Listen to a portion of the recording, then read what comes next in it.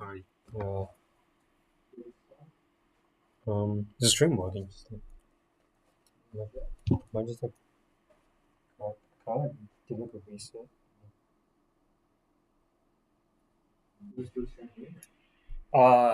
No, I think I changed it. So give it a thing.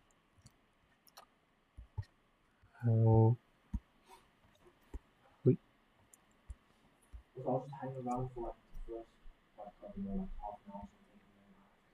Yeah, it's alright. Yeah. If it's all going good, then it's fine.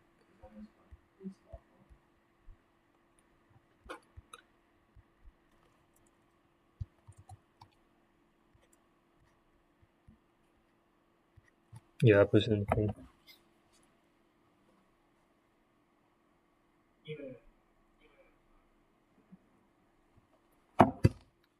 Oh.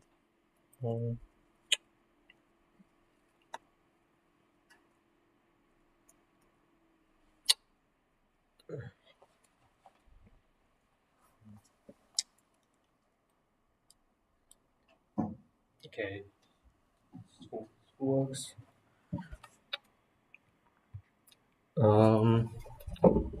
Yeah, okay. I'll start. Yeah, so welcome to the 2111 seminar part 2. I'm Thomas. So I guess for this seminar we'll be covering vector fields, line integrals, surface integrals, and basically like the kind of theorems that like supply that. So kind of like Stokes and Gauss and like I guess Green's theorem. So those are the ones that are relevant there. I guess like first, yeah, you guys, if you haven't like seen already, with the camps, we still have like tickets, I reckon. So please come to those because like I think I went last year, and yeah, it was just like a great experience. So make like new friends, just have a lot of fun. Yeah. So now I guess we'll move on to vector fields.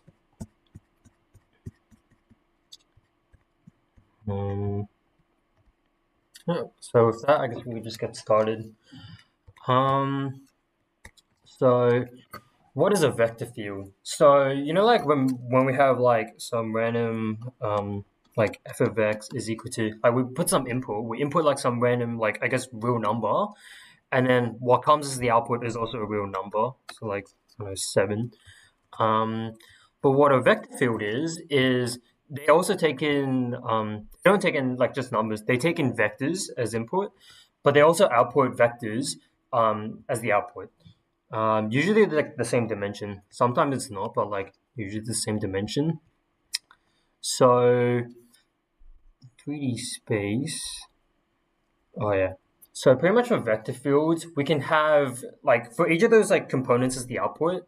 So like if we have like f of 1, 2, and then just say output's like 3 to 4, there is a function here in this like first component that outputs the 3 that depends on the inputs of like 1 and 2. And then there's also like another function in like the second part, which also like takes in like the input of 1 and 2, and then like does like some like function stuff, and then like outputs like another number. So in the case of like 3D, then we pretty much just have like 3 I guess like functions. So like we just denote them like f1, f2, f3. So that's basically what f as the vector function is comprised of. So then for like on each point, a vector is assigned to like that like specific point. So just to kind of like illustrate this, say we have like just say we're working in 2D. Let's say for the point 1, 1, we have like a vector. Let's just say like we put in like the one like f of 1, 1, and then it spits out like another vector. So let's just say -1, 2. So in that case, then on this point here, we just need to draw the vector -1, 2. So I think that'll be like here. Okay, so it's like, yeah, so it's something like this. That's what the vector will look like if it's like this like random vectors assigned to this point. So we get like this vector, and obviously you do this for like every single point on the plane. So like it gets kind of like messy at that point. Like you literally get so many like vectors like pointing in and out. So it's kind of like ridiculous if you have like so many of these like lines. So typically what we do is we kind of like just normalize all the vectors. So we all draw the vectors with like the same length. But then like we use like some other way to kind of like denote the, as I guess like the magnitude. So really what people do is like they try to use color as to represent the magnitude. So they might like say like, oh yeah, like red's like the lowest magnitude, something like this. But then like they might use like a yellow vector, I don't know, to like represent a high magnitude. So that's like what some people do. Um, yeah. So that's kind of like what I said. So this is just kind of like a real life example. So I guess what this is meant to represent is like this is a bunch of like wind. This represents like the vector field of like winds. So an idea is like if I like just draw some like let's say I put like a dot here, according to like the arrows like around it, they're just kind of saying, oh yeah, like sort of go in this direction. So like I don't know, if I drop a ball or something, it's gonna like follow this direction here. Okay, but plugging onto the land. Maybe like here. Like I'm kind of just like trace out where the lines like sort of go. So I don't know, like I guess like that's what I'll kind of draw. But this is kind of like a real life example of like how we actually use vector fields here. So flow lines, pretty much a flow line is literally just the thing I just drew where if you just take like some random point in the vector field, then it's pretty much if I chuck that like my C of t, sort of representing how if it's like t equals 0 here, and like if I let like t like go off into like infinity, like as it increases, it's like saying, oh yeah, it's gonna like sort of follow this path according to like the vector field here. And then clearly what it's saying, like when it's saying like c dash is equal to like the function evaluate at c of t, it's kind of like thinking like if I look back at this path again, if I sort of take the instantaneous, I don't know how to oh, I can make a finna here. So if we just like look at the instantaneous gradient, hence like the definition of the gradient, if I look at the tangent vector, it's literally just like pointing tangential to like the line, I guess. But the thing is that is our c dash t, but then that also is equal to our f value evaluate at that like that time value, because like that's literally what it means, because the vector field is saying like, oh yeah, like point in this direction, like literally like our tangential direction.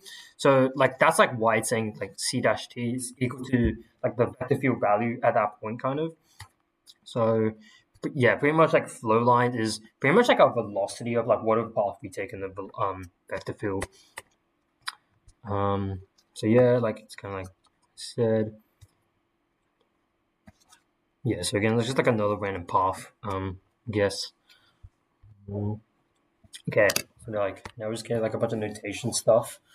Pretty much gradient for at least a scalar function, the one where just like within a single number, it's just like for whatever inputs we have. So like x1, x2, x like up to xn. Like usually we like have up to z, so like 3 inputs. Pretty much what the gradient function is, it returns all the partial derivatives with respect to like each input, evaluate like the function. So like that's what this nabla means. Take all the partial diffs. So I guess for something like this, like it's kind of obvious. You just do partial diff x, y, and z. So I just pretty simple there. Yeah, it's the operator with respect to like sort of each input to xn.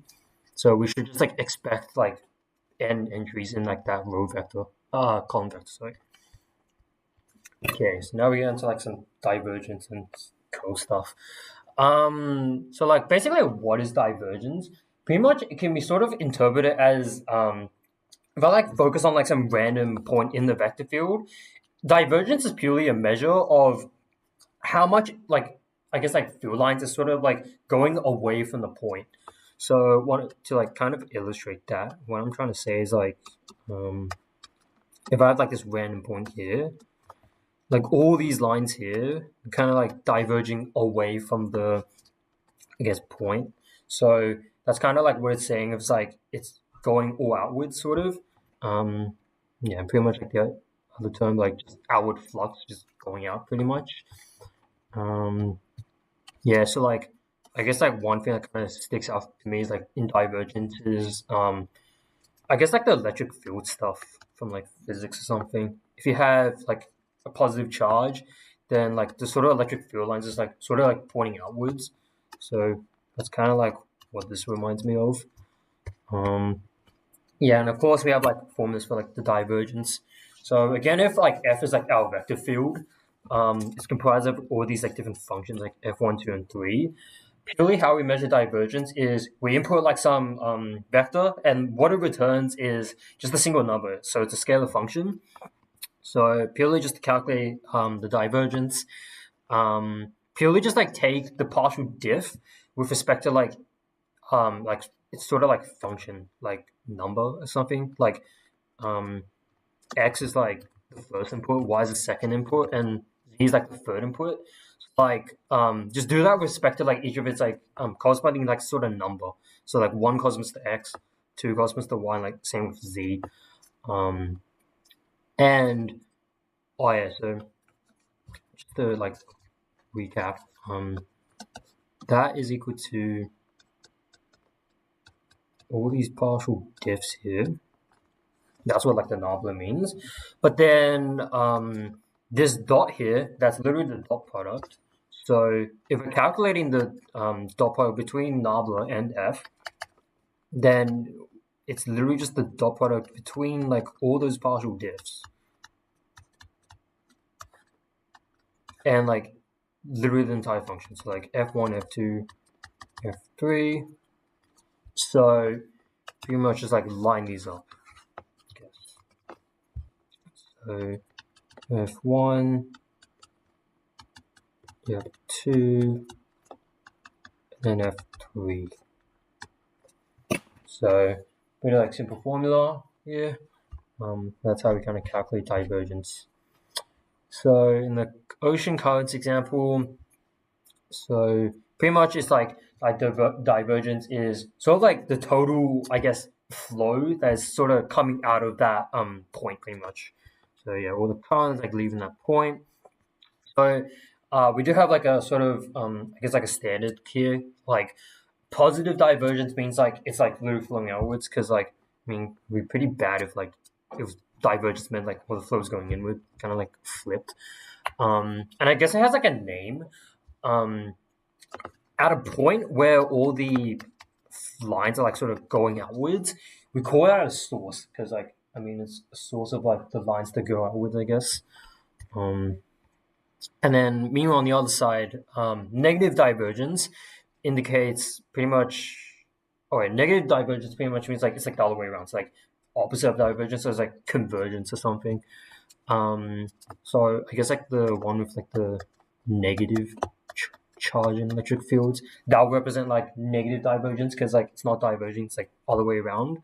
So if the divergence is like we calculate to be like -5 or something, we know it's like sort of compressing inwards. But then in the middle of that, if you have completely zero divergence, it just means that there's like no inflow or like outflow, pretty much. So like yeah, zero net flow, and then the flow is said to be like incompressible. So I guess it's just some like random like term that like they could throw you. So if you like see that, like at least you'll know like what it means. It means zero divergence. Okay, so question time. So find the divergence if f is equal to like this massive like chunk here. So like it looks kind of like a lot, but most of it will like go away, because most of them like don't apply to like most of them just like kind of be deleted by the formula, really. So again, it's like divergence is just equal to partial diff x second y third z. So we need to like get this first part here. So clearly f1 is like this thing here.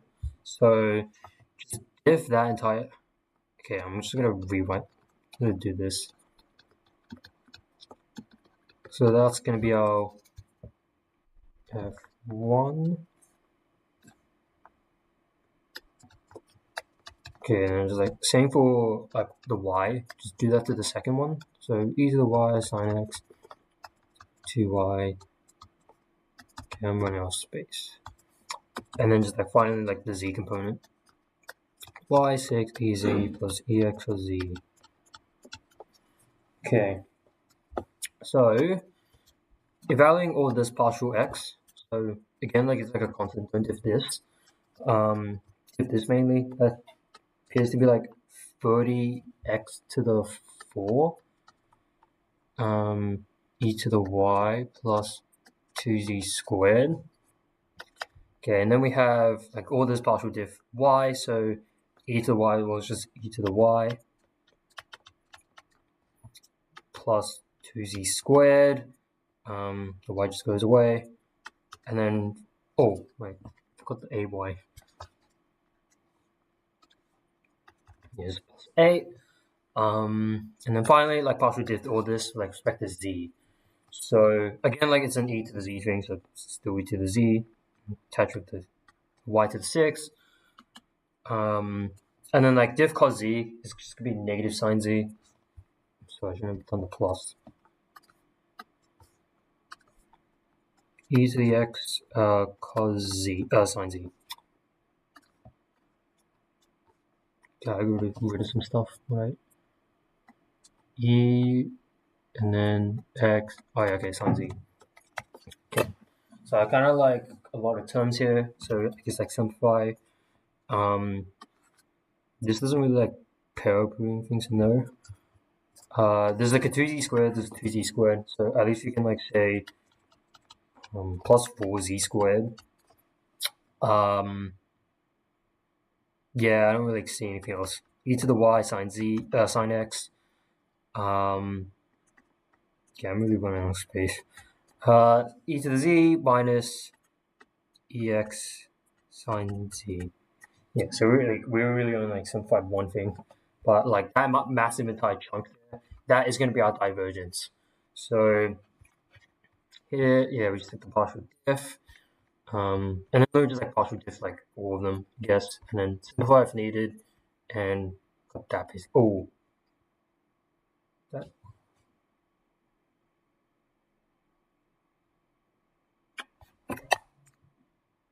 that should be a 2, not a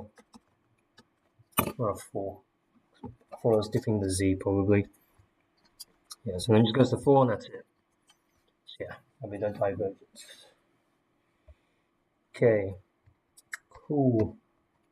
Moving on. So along with divergence, sort of like another thing to help us, I guess, quantify vector fields, I guess, the curl. So what is this? So pretty much like curl kind of measures how, like again, like at like some random point, curl measures like sort of how much the vector field sort of like rotates or like swirls around that point. So I guess like to represent this again, like another example, if we have something like this. So if there's like the vector field around like this point here, this is kind of just like saying, we can clearly see is like sort of like tracing like some sort of circular motion thingy around the dot. So it's kind of like clearly rotating around the that point in the vector field. So I guess like the curl here, there will be like curl around that point pretty much. So again, like if your f is equal to like the f1, 2, and 3, purely how we measure curl is rather than taking the dot product between like the nabla and the f, we have to take the cross product here. I don't know it too deep to like know why it's like cross products, but I guess just that's why it is. So kind of like comparing this with like divergence, we still input a vector. Unlike divergence, which returns like a scalar number, the curl actually like will return a vector still, because the vector itself like sort of represents like how much it's like meant to like I think the representation is something like if you have yeah,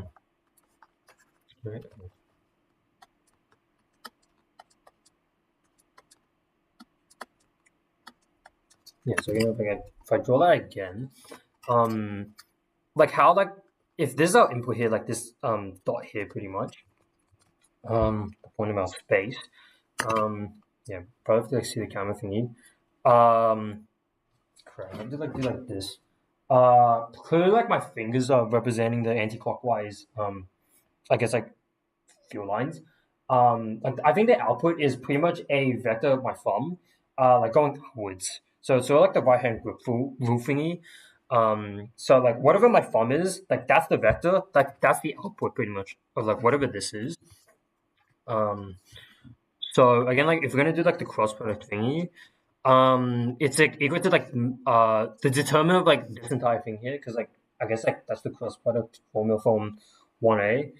Well, I'm not gonna lie, like I never like use this one. Like I only use I'm gonna just use this one here. So pretty much again it's like the nabla thingy, and then just take the cross product of this. So like how I remember is like oh you like times this and then you minus this, times this and then you minus like these two, and then you times this and then like minus these two. Like that's like what I've been doing the entire time. So yeah, it's like equal to this. Either way, like you end up with that. So how you can like calculate the curl here. Alright, so pretty much I have more like terms here. If the curl is equal to 0, then we just say like the f is like irrotational. So like again, like pretend the example I just said here. If hypothetically there are like still lines here, but then like somehow my thumb, the output is like 0, so like nothing, then there was never curl to like sort of begin with. Like there's basically no curl, so it's not like rotating. So that's why we say it's like e-rotational, I guess. So it's like a fancy like name there. But like that was like for 3D, but we can still apply in the 2D land. Pretty much like what we just do is like there's no F3 component, so pretty much yeah. So if F3 is equal to 0, then I guess like there's no like Z component. So if you like sort of look at this here, yeah, like the F3 minus, you're gonna like evaluate this like F3 0, so like if that's Y still 0. So it's like 0 minus, but then like F2 is definitely a function of, because it's 2D, it's gonna be like a function of X and Y only. So if you partial drift that with respect to Z, I mean it's gonna be 0. Kind of like the same story for like the second line. It's only like the third line that's like sort of remains unchanged, I guess. So it should not be there.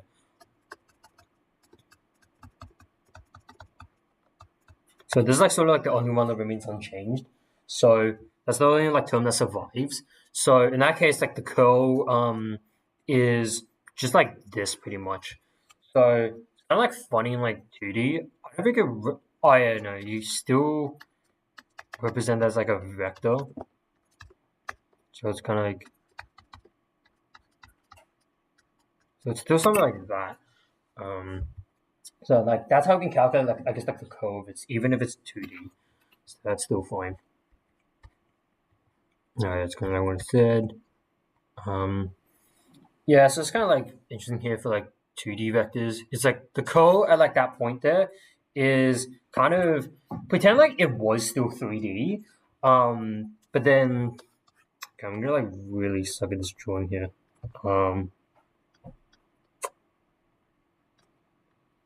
Okay, like pretend like that's like on the plane, I guess.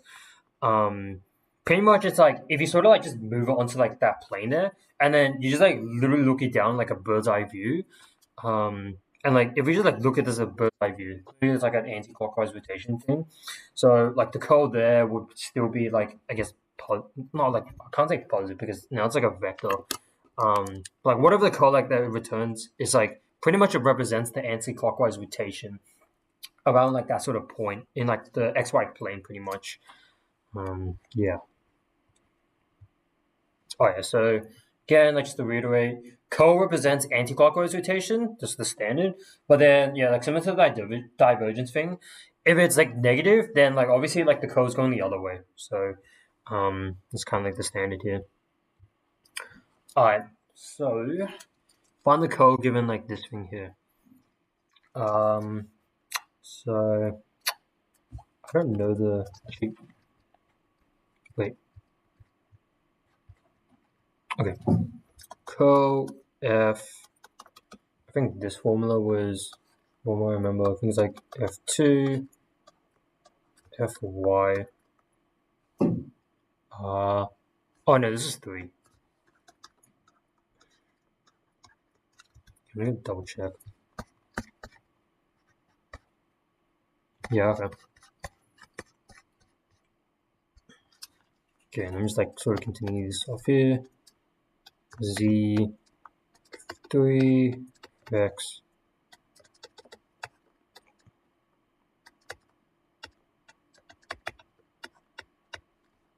Okay, I'm just gonna hope those last two are right. Yeah, I took up so much space from that. So pretty much like we just have to like evaluate each of those like partial diffs here. So I'm just gonna write this here just for convenience. F2, F3. So pretty much like for F3 here, we can like diff this with respect to like y only. So like yeah, we have like this EZ thingy, but like it doesn't really matter because all those are none of them have like a y. So we just have this. So it's like a negative sine x, and then we have the minus the diff of this with respect to z. Okay, this is gonna be a pain. So like minus, I'm gonna bracket off. The diff cos z is like minus sine z. So let me just write that. Okay, so like that's fine. And then like next one, so f1 with respect to z, that is also a minus sine x.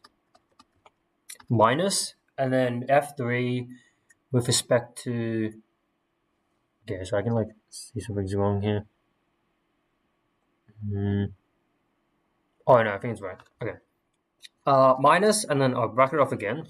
Diff all this with respect to like the x this time. So diff cos, wait.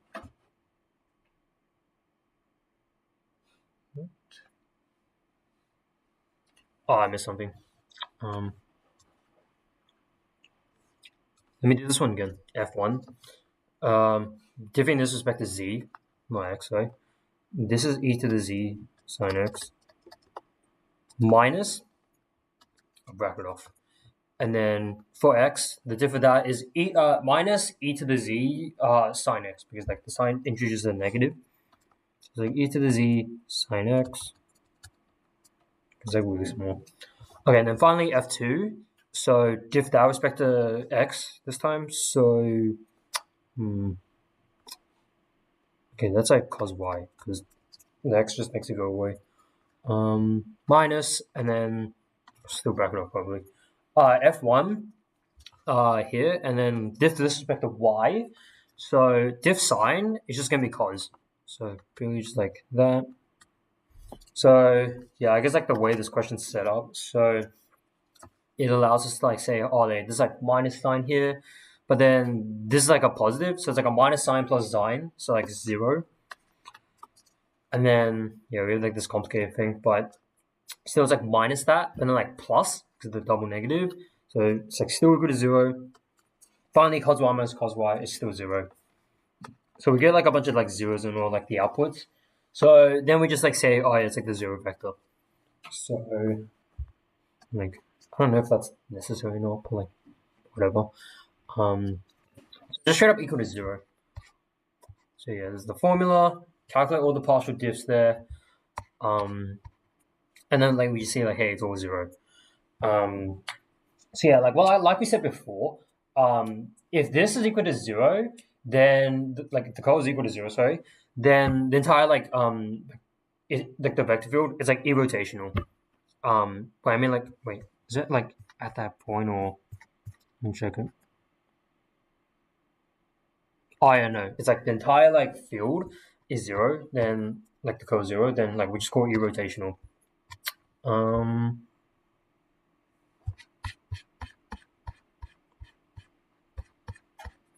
Yeah. So I think that'll be it for like vector fields. So yeah, like not to be honest, like I don't really think there's anything too hard in this one. Um, yeah, maybe just like put the formula on the divergence and like the curl one. Divergence is kind of easy. Like curl maybe like probably like new memorize it maybe. Put on the formula sheets and like you're good to go. So I don't really think there's. Oh wait, there's a bunch of like other stuff technically. The ones with like the I think it's the product rule stuff. So I think it was divergence of like some scalar function and then some like your main function pretty much. Um, so like I guess like if we're remembering like product rule from like calculus from like year 11 or something, fg this is equal to like f dash g plus fg dash. So like I guess like if we're doing like a similar thing here, what we do is we have to take the divergence of the scalar, um, the scalar function, dot that with the f, and then plus um, the I think not that I think it was the scalar function multiplied. I mean like dot product pretty much by the divergence of f. So again, like kind of like a dot product thing. So I think that's what the formula was for like the product rule one. Although like kind of like forgot these, but again like that's like why you have like your sort of like sheet there. Just put it on your sheet and like you should be fine. So like I guess like if they do ask these, like you can just like whip these out, and like similar for like the curl ones. So like it's just there. So just like put those on there, and like I mean it should be good to go.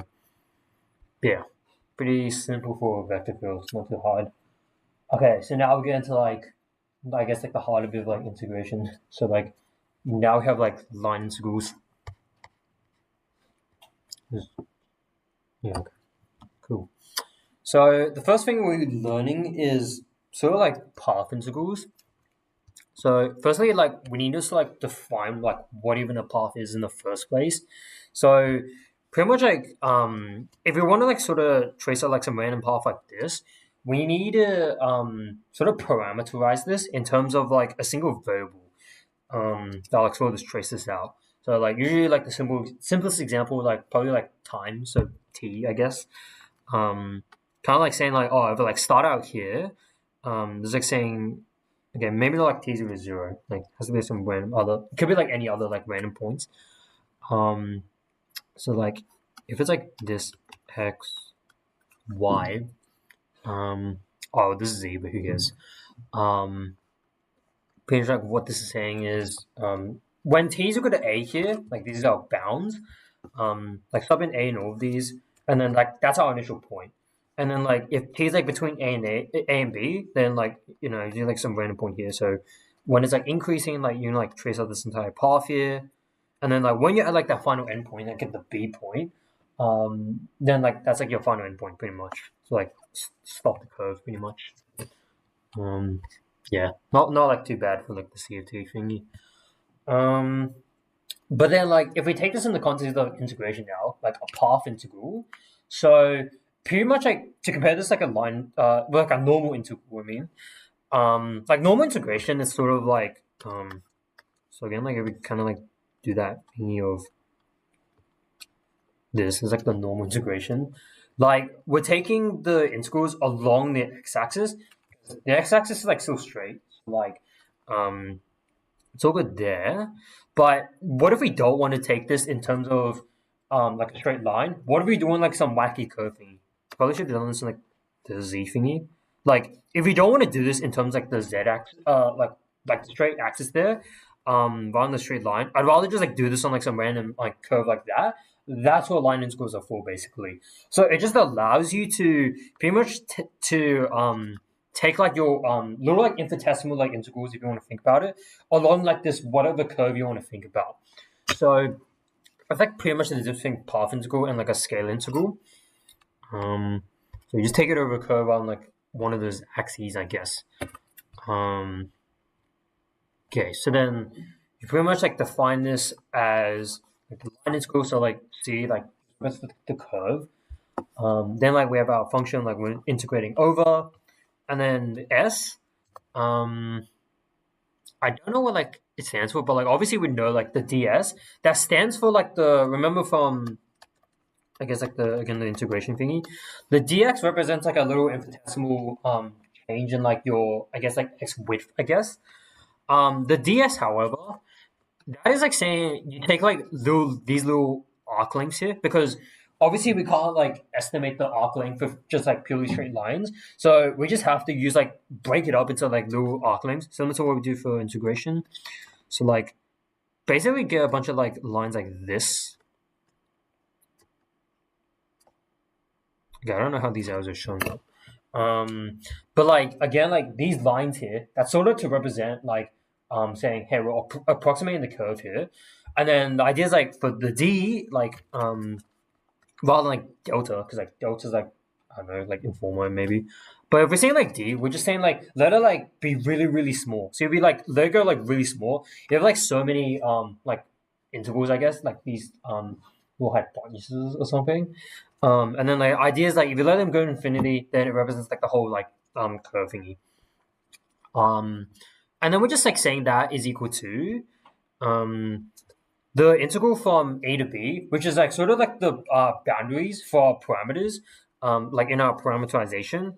So a is like the starting point, b is like the end point, and then our f of c of t. So it's kind of like we're doing our parameterization, and we're like sort of chucking that inside of like our not a vector field this time, like just like our function in general. And then we have to multiply by like the norm or like pretty much the magnitude of our c dash t pretty much. So like the c dash t, that's kind of like representing the I guess like the tangential vector like infinitesimally like small points I guess. So like it really just comes down from like chain rule pretty much. This sort of like reminiscent of that pretty much.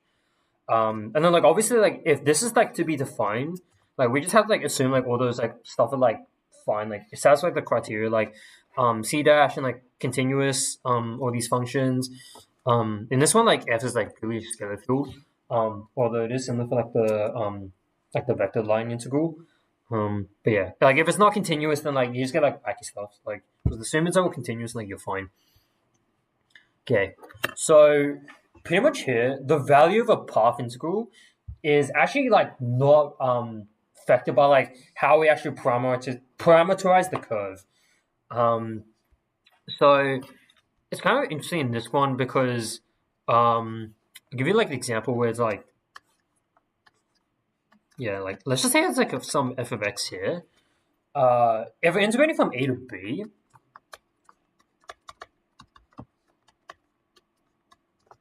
this is like positive. So like I mean it's kind of obvious because there is like above the x-axis, so it's positive. But then if we actually go the other way, so we actually like flip it,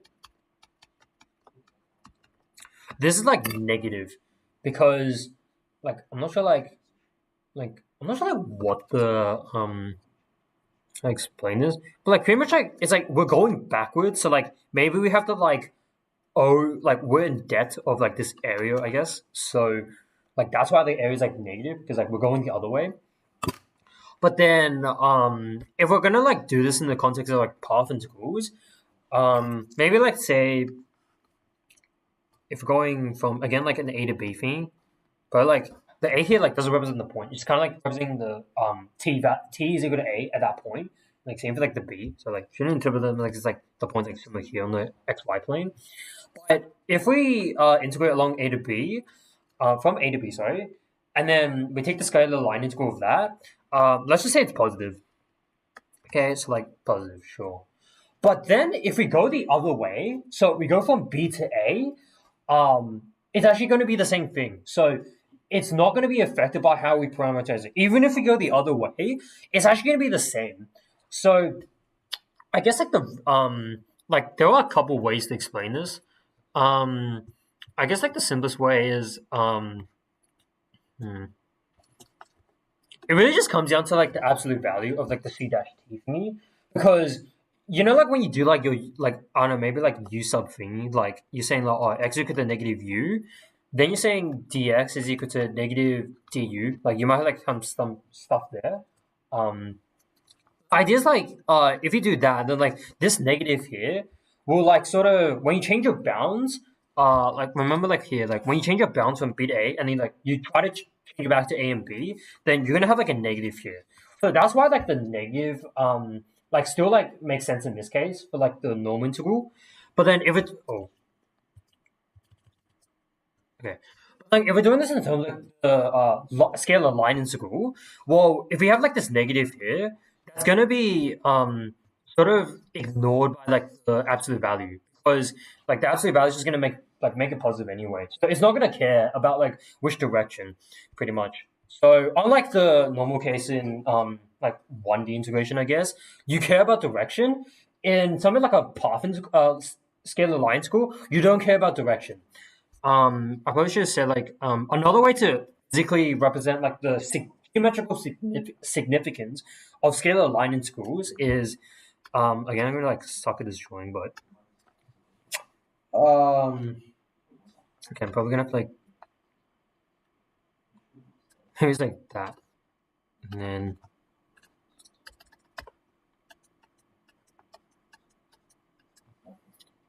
okay, like I have no idea if like people are gonna like understand my drawing, but let's just assume people do. Like what I'm trying to draw is like these are rectangles under this.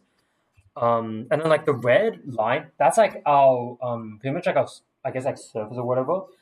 That's mapped when like we map like that curve there.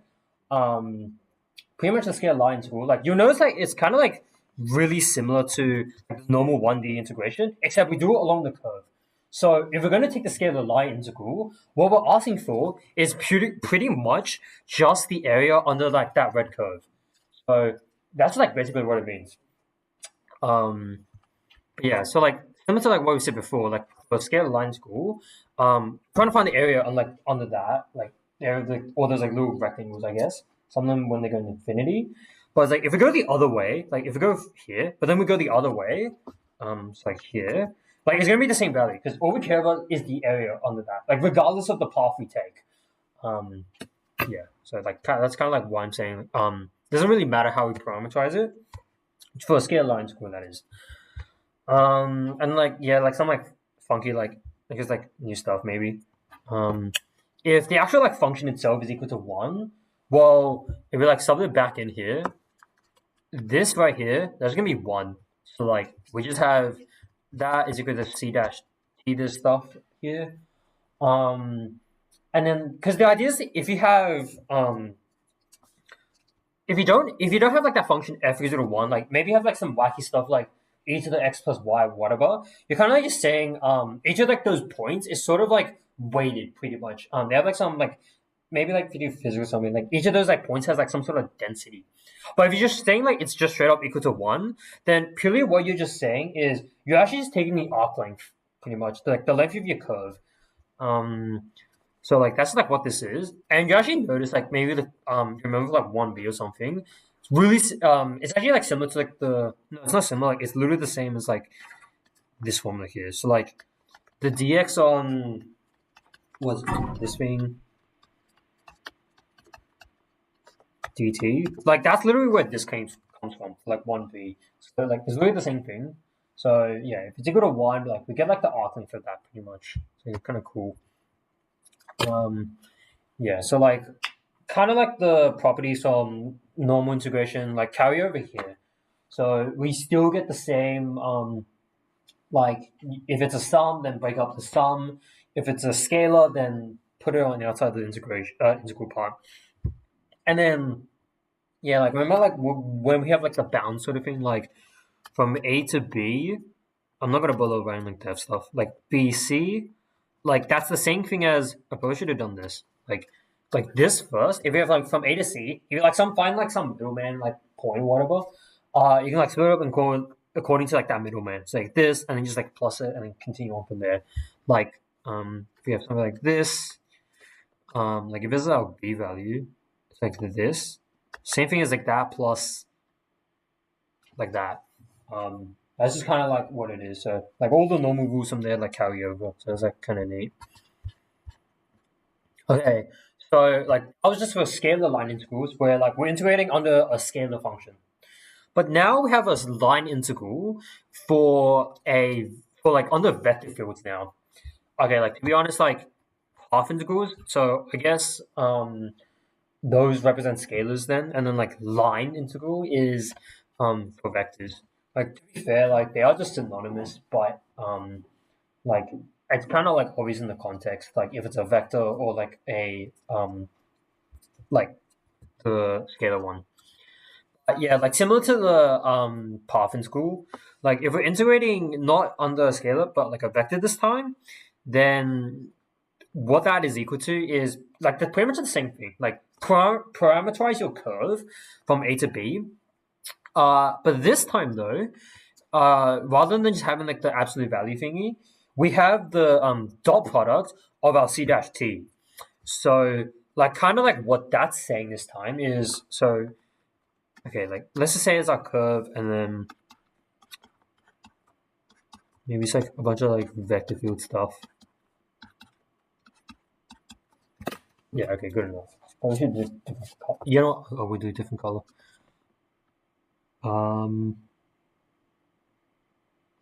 Yeah, so like that's our main curve, like trying to integrate over.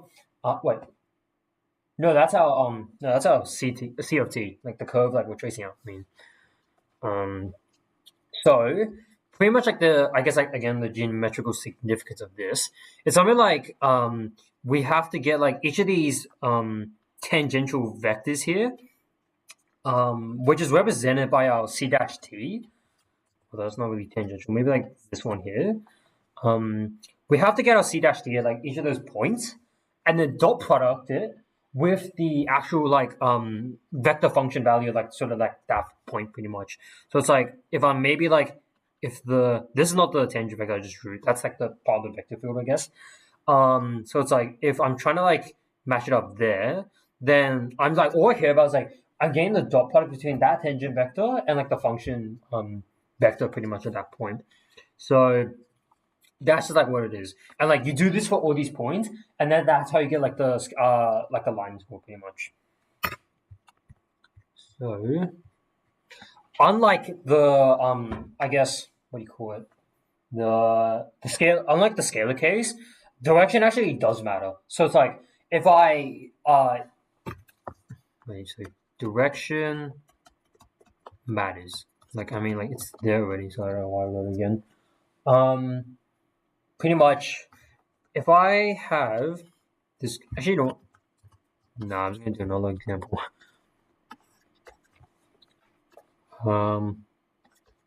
Again, like if we have, I guess a bunch of like lines again. You can kind of like see like all these like vectors here, they're kind of like pointing in the same direction as like the like our curve. Like I guess like particularly this section here.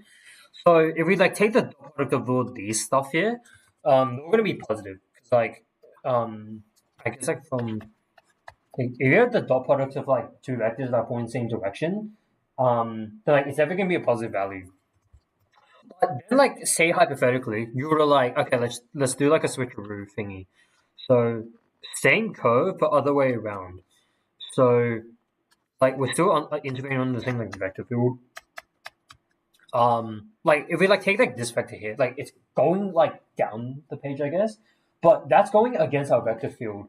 So in that case, like the dot product is going to result to be negative. So in that case, like it's like oh crap, we can't change direction because like we're definitely going to get like a negative answer. So that's why in this case, like the parameterization, like we have to like do it so like the endpoints, like obviously the endpoints are right, but it's like if we're like sort of like picking out random values, like if we're like increasing like LT values in our parameterization, like clearly it must be going the right way. If not, like we can get like a negative answer pretty much. Yeah.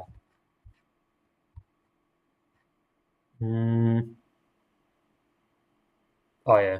So this one's like kind of saying, kind of like almost the thing I said was like, if you want to get like all these like points here, it's like the tangential component of our like wait. Yeah, I think that one means it's like we're just kind of like getting each of those tangent vectors, I guess. We're just like lining up like dot product all those with the tangent component, I guess, of the function value pretty much. Like sum them all up, and then like that's our line school. Okay, and like I'm not really sure like that means, but like the better like I guess like superior like thinking is think of it as like work. Like pretty much again like if I have like this path here, if I like have like some like again like some random object like it's following this path, well then like this vector here field here is actually doing work on the particle itself. Like we drop it there because like it's moving in like same direction. So like the work thing like the work is like FD thingy from physics, I guess. Like it's literally moving along with the curve. So in that case, like the work done is like positive kind of. But like that's like pretty much like how you can think of like the physical interpretation of line integrals. So like if you have like some random curve like that, like in some vector field, and like calculate the work done, then purely what it is, you just do the line integral pretty much because like kind of like the reasoning I said before, is like the tangential components of all this stuff. Yeah. Okay, and then we have like this notational thingy. So it kind of looks like kind of broken, but purely what this is really just the same thing of the not dot product, the line integral in disguise. So I'll probably do like the other one. So like CT dash C dash T. Oh yeah, so like this one's just saying F is equal to like M and P. So it's just like that pretty much. And then what is this? Oh yeah. So wait. Yeah. So like if our F of C of T, like it's still gonna be like still M anyway. M N P, and we dot product that with C dash T. So like what C dash T represent? It's like if our param is okay, maybe say like a helix thing. So like cos T sine T T. Like this is kind of saying like, hey, this is like our X value there. This is our Y value, and then this is like our I guess like Z value. So then if we're taking like the partial diffs, not partial diffs, like if we're taking the diffs all out with respect to T, like we're saying like, oh yeah, dx is equal to, because like it's our X component, like find the derivative of that. Like negative sine T dt, and like same for the other two. But the idea is like C dash T, it is like comprised of all those like the like this stuff here, the dx on dt pretty much. So like what that is saying is it's equal to this stuff here, like dx and dt, dy and dt, and dz and dt. And then we have like the bigger dt on the outside. So then if we're gonna take like looking at this, I'm gonna run out of space, so I'm gonna continue on here. Yeah, it's kind of like spoiling this, but it's fine. Here, like what that's saying is m dot it, or like wait no, what dot oh yeah, like this times that plus n times that, and like so on, the dot product. So it's like m times I dx and dt plus n dy dt plus p dz dt. That, and then like we still have the dt on the outside, but then the idea is like if we have like the dt on the outside, we can like sort of like cancel these with like the dt's on the inside. So like pretty much like if you like cancel all those out, then like what we just have left is like m dx plus n dy plus p dz. So like that's the thing we have up here. So really it's just the same thing, like just the notation thing. So like I guess like if you're like just like kind of like confused on that, just like convert it into like the f, and like if that makes you like more safe, like familiar, then like yeah, it's all good. So yeah, like kind of went ahead there. Oh, okay, well, like that's kind of like what I said. It's like you kind of just interpret like the line in school is pretty much like a like the work done along a curve. So pretty much like that. Okay, hold on, I need water.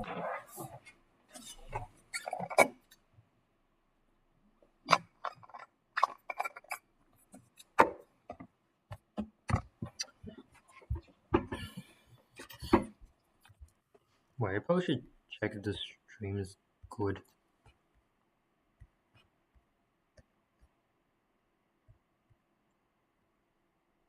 Okay. I was gonna heart attack because it wasn't showing up. Okay. Yeah, so question 1. Let C be the oriented curve. So like you just trace out a quarter of the unit circle, which is centered on the origin. You orient it clockwise, just so you're going from like 1, 0 to 0, 1. So if like f is like our vector field defined by that, then find like the line integral of our function under that curve. So again here, what we need, like the first step is to like parameterize our curve here. So we're having the curve of a circle. So like I guess like a couple things, like if we're trying to parameterize a line, okay, I'm not gonna write it here actually. Like, I'll just talk about a circle. If we're gonna do a circle, like you'll probably like remember like the standard parameterization, like x equals to cos t, y is equal to sine t. So like if you like model that out, you can like trace a circle, but we need to have our bounds correctly so that we'll trace out exactly like what it says. So it's saying from it'd be better if I just draw this out from 1, 0, 1 to 1, like this is 1, 0 to 0, 1. So in that case, if we like look at that, the t-value that corresponds to this is 0, and like the t-value that corresponds to this on top is like 0.2. So purely this is our let's write this honestly. Like cos t oh wait. I thought I was diffing it. Is equal to that, where our bounds, as we just said from before, it's from 0 to 0.2. So that's going to trace out the quarter of a circle, so that's fine. But then, like the next thing we need to do is like we need to like find the diff. So diff all these vector t. This is like negative sine t, cos t. Yeah. So now we just need to like evaluate this back into like our original function here. So if we're going to say this thing here, that is some phi 2 is our new bounds. Sorry, from 0 to 0.2 for our t values, and then like if we evaluate this on the side or something, we got c dash c f. Put our c in our f. Like pretty much like what that's saying is 2 of our x, but our x now is cos t, and our y now is sine t. So it's purely just like 2 cos t, 3 sine t, and then we dot it with negative sine t cos t dt. I'm gonna have crap. I'm gonna have space. I'm gonna write it here then.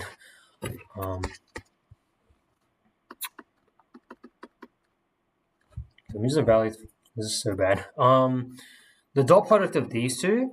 Oh wait, the dot product of this and this. I mean, that is just equal to like this times this, plus this times this. So that's like. Let me just what? Negative 2 cos t sine t. I think it was plus 3. Yeah. Okay.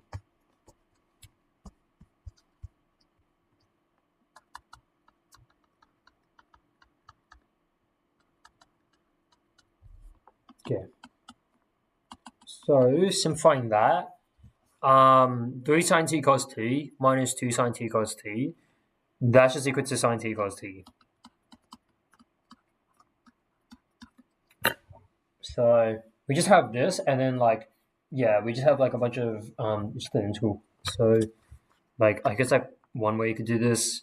This is equal to half 0.2 sine 2t. Yeah, okay. And then that is equal to well, I can't think. Okay, cos 2t. 0.2 minus from 0.2 to 0. Okay, this is cos pi. It's negative 1. minus 1. So negative 2, just a half. I don't trust that, so I'm going to do another one. I'm going to do another way just to check. Notice that like cos t, that's the diff of sine t. So that is equal to sine squared t on 2. And then, it's a half. And then, I think it's half minus 0, so it's half. Yeah, okay, so, yeah, still half. So, yeah, let's do it 2 ways just to make sure. Yeah. So, yeah, it's like the diff of that, sure. Yeah, that, and like, yeah, the intervals like the same. Yeah, we still get half. Yeah, so pretty simple, not too bad. Okay. Yeah, like once again, pretty much like the properties of line schools. Pretty much, it's like linear. Pretty much, it's like because there's a scalar thingy, and like you can like take the sum outside, so it's all good. Yeah. So like unlike the scalar line case, reversing the direction, it's like it's analogous to like when you like going from A to B of like your norm integration, like that's equal to the negative of the B of A. So like that's like the case where it's like you reverse the direction of curve, you are going to bring out a negative on the outside. So that's the case where it does matter. Oh yeah, so like yeah, like same thing. Like if you have I guess like a union of a finite number of smooth curves, you can like break up the curves into like its own little pieces here, and then just sum up like each of them pretty much. If n is infinity, I don't know what's gonna happen. Maybe like some funky stuff. Yeah. Okay, this is still fine. Okay, next. So consider the vector field here. So it's like the blue like lines here, whatever, arrows. That is equal to 1, 1. And so pretty much like we have like some random curve here. From there's like a rectangle. So it's like these two sides are the same. This is okay. Was yeah, okay. So like this is like a right angle like those sides pretty much. And then like if that's our curve, then like what's the line integral of our curve over that function our vector field here? So purely like no numbers here, it's like like what could we do here? So here's the idea. Like notice this bit here. Remember what I said before where it's like think of it as like the work done on that like curve pretty much. If it's going like against it, then that's gonna be like negative work. So like that part will like I guess be negative. This part here though, this is a bit interesting because remember what I said before where it was like you take the dot product or like you can think about it as like work. Like what's interesting about this is that the vector like the curve along the vector field like it's purely like it's like I think it's orthogonal like it's like perpendicular, and so if you try to calculate the work of that, that's going to value to 0 because it's like trying to if you're going to push like a box like along a surface, you're doing work. But then if you're pushing a box like down, you're not really doing work. Like you're just gonna stay there, assuming the ground is like moved. So it's like the same thing here, where if the vector field is like pushing like 90 degrees to the curve, well, it's not really gonna do anything. So that entire like section there, that is gonna be equal to 0. So we don't even need to worry about that. And then we just have like this like component up here. So it's like the complete opposite to like the first one. That one is actually going with the vector field. So that part is going to be positive. So it's like, okay, we just have like the sum of this and like positive and like something negative. How do we know if it's actually this how do we know if it's the same if it's going to be like if we get the sum of those, is it going to still go to something positive or something negative or like completely just go away to 0? Remember with the property that is literally just the same thing as the negative path of C3, but then like that is equal to the negative of C1. because they're literally just like negatives of each other.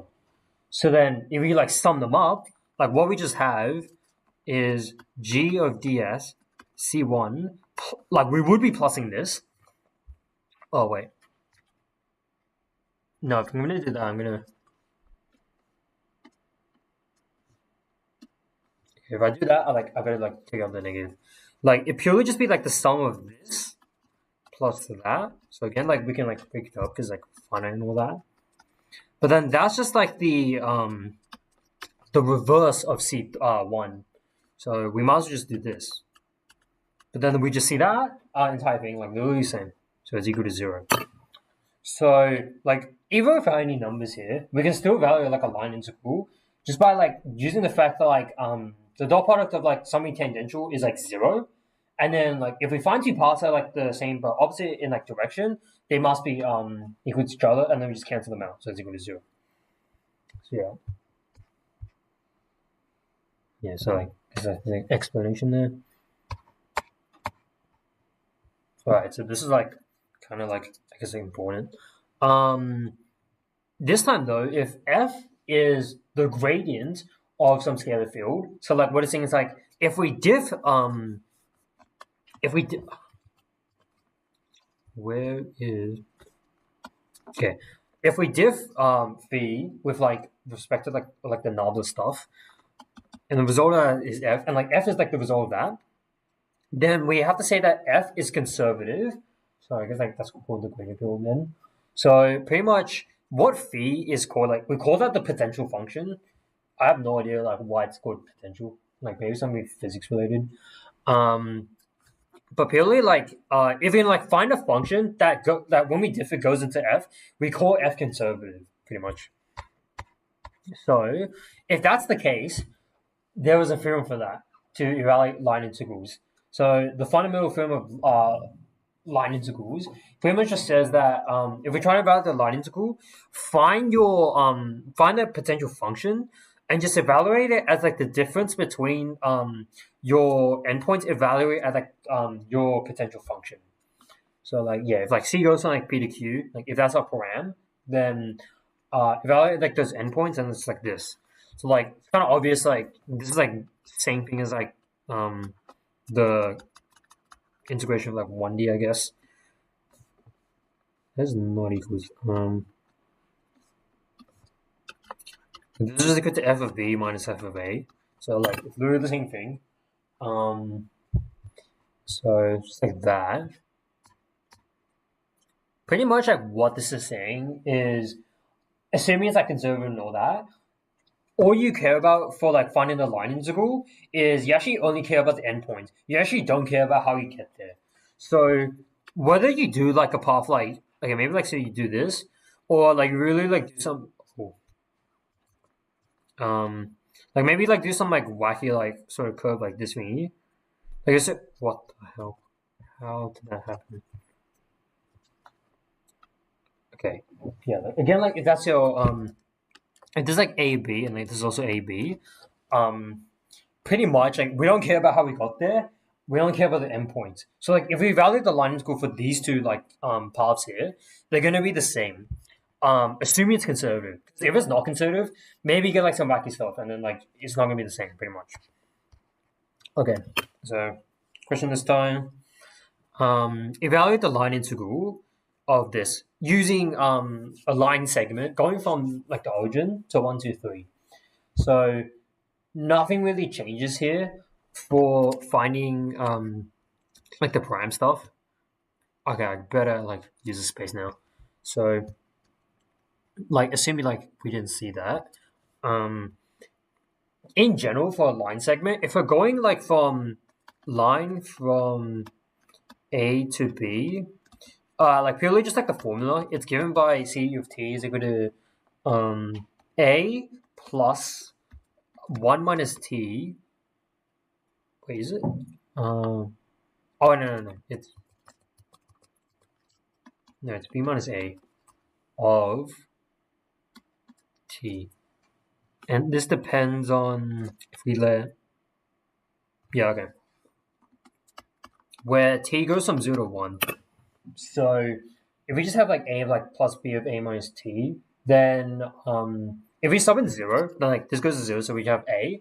But then if we sub in t is equal to 1, then that's equal to like a plus b minus a, which is equal to b. So like that's true. And then like I guess if you sub in like a half, then we get equal to that's equal to a plus half b. So it's like the midpoint. So like it is like there, just like making sure like hey, this does work. So if we're going to use that, in this case, our C of t, that's equal to 0, 0, 0 plus 1, 2, 3 minus 0, 0, 0. So like still just 1, 2, 3. So it's like 1, 2, 3 t. Like obviously like we don't really need the zeros. Like we might as well just like say this thing here. So 1, 2, 3 t, but like put the t inside. So like t, 2t, 3t. So like it is like yeah, so like cool. But then like we have to like diff this. So again like c dash t, 1, 2, 3, pretty simple. But then we have to like just like like take this back to like the context of take this back to like the context of the function. So our new bounds are like whatever our t values were. So remove this here. From 0 to 1 of so okay, I can't memorize that. Y x 2z. Yeah. Okay. So that's like saying y is 2t, x is t, 2z, like so like 2 times 3t, so 6t. Dot it with 1, 2, 3. Okay, so sum these up. 0, 1, 2t plus 2t plus 18t.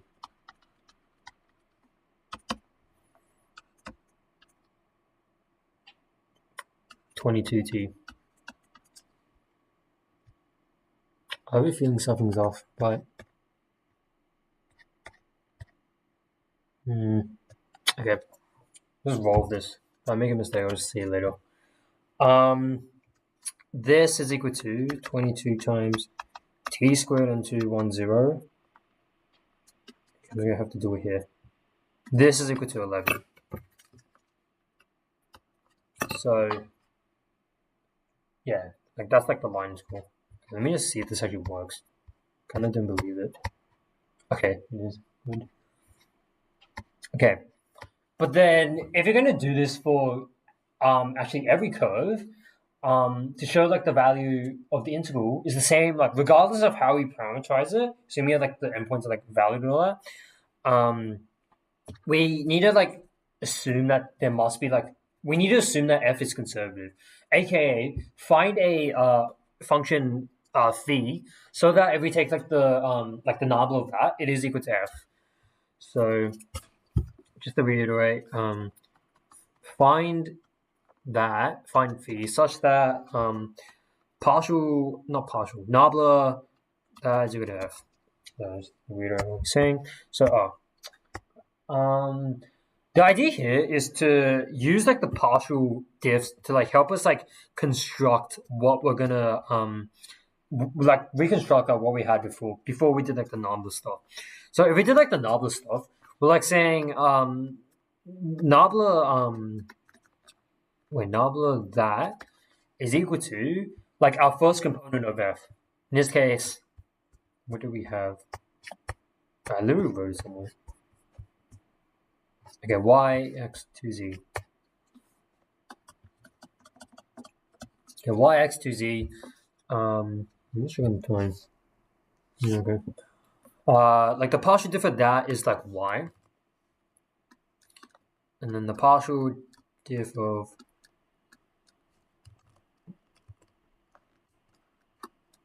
that's equal to x, and then like the partial that with respect to z is 2z. So yeah, this is gonna be like kind of like long, painful. But like I guess what we gotta do, we're gonna do to like secure the marks. Let's have a look at this. Partial diff of y x equals to y. So if we like sort of integrate that, this is equal to xy, but then we have to like tack on some function with respect to x and y, because like any of components there, if you diff with respect to, oh no, that should be respect to, sorry, it's meant to be y and z. Yeah. Because like any like function in terms of y and z, like including constants, if you diff with respect to x, they're all gonna vanish. So like we need to like sort of account for that. So like okay, cool. Like what does that do?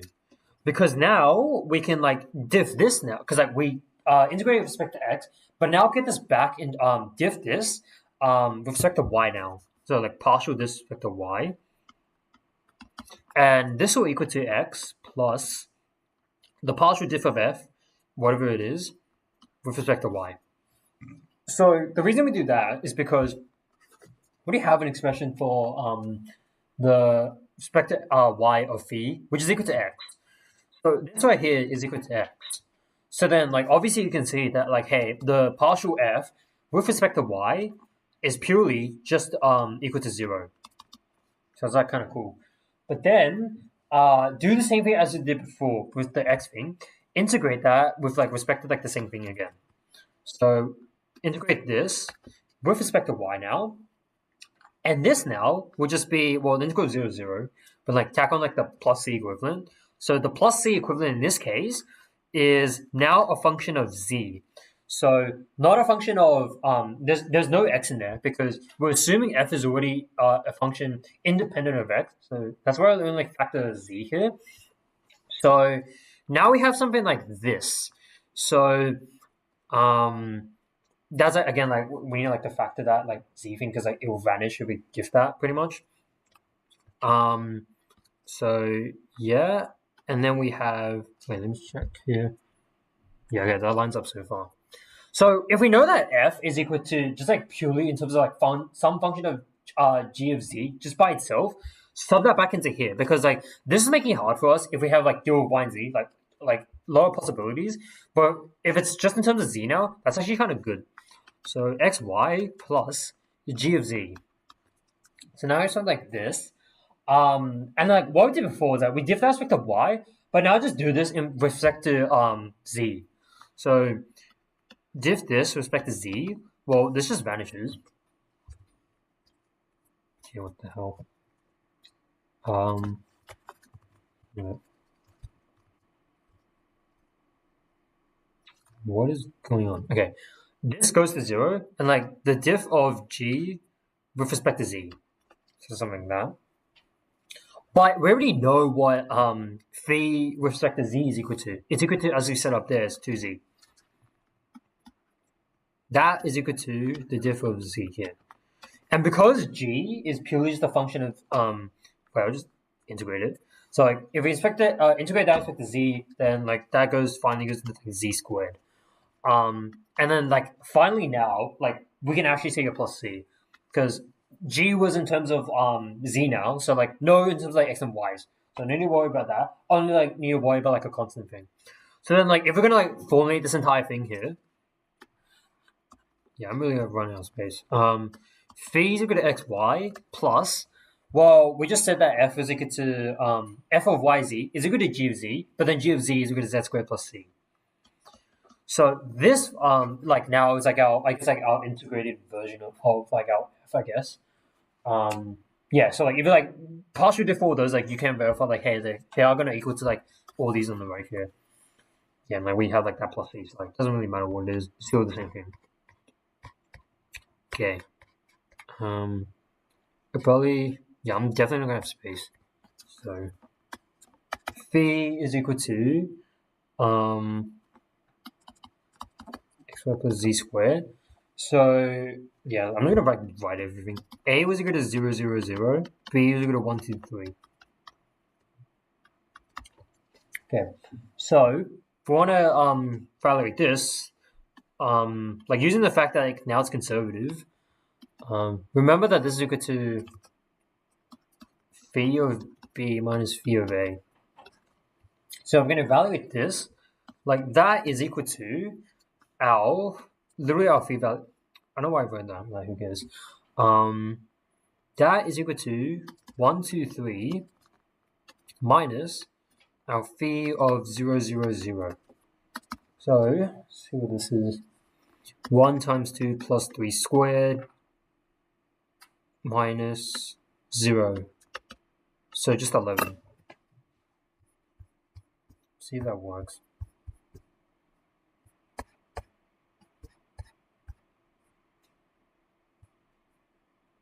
Oh, they just didn't have an answer. But like, yeah, like regardless, like we still got 11, which is like the same as like from before. So like that's like, I guess like the typical way to do it. If we able to show that it is conservative, then just like find the function and then evaluate at those endpoints at like the phi function, pretty much. So yeah, kind of cool. Let me just like check if like I'm missing anything. Yeah, okay, like it's like fine, really.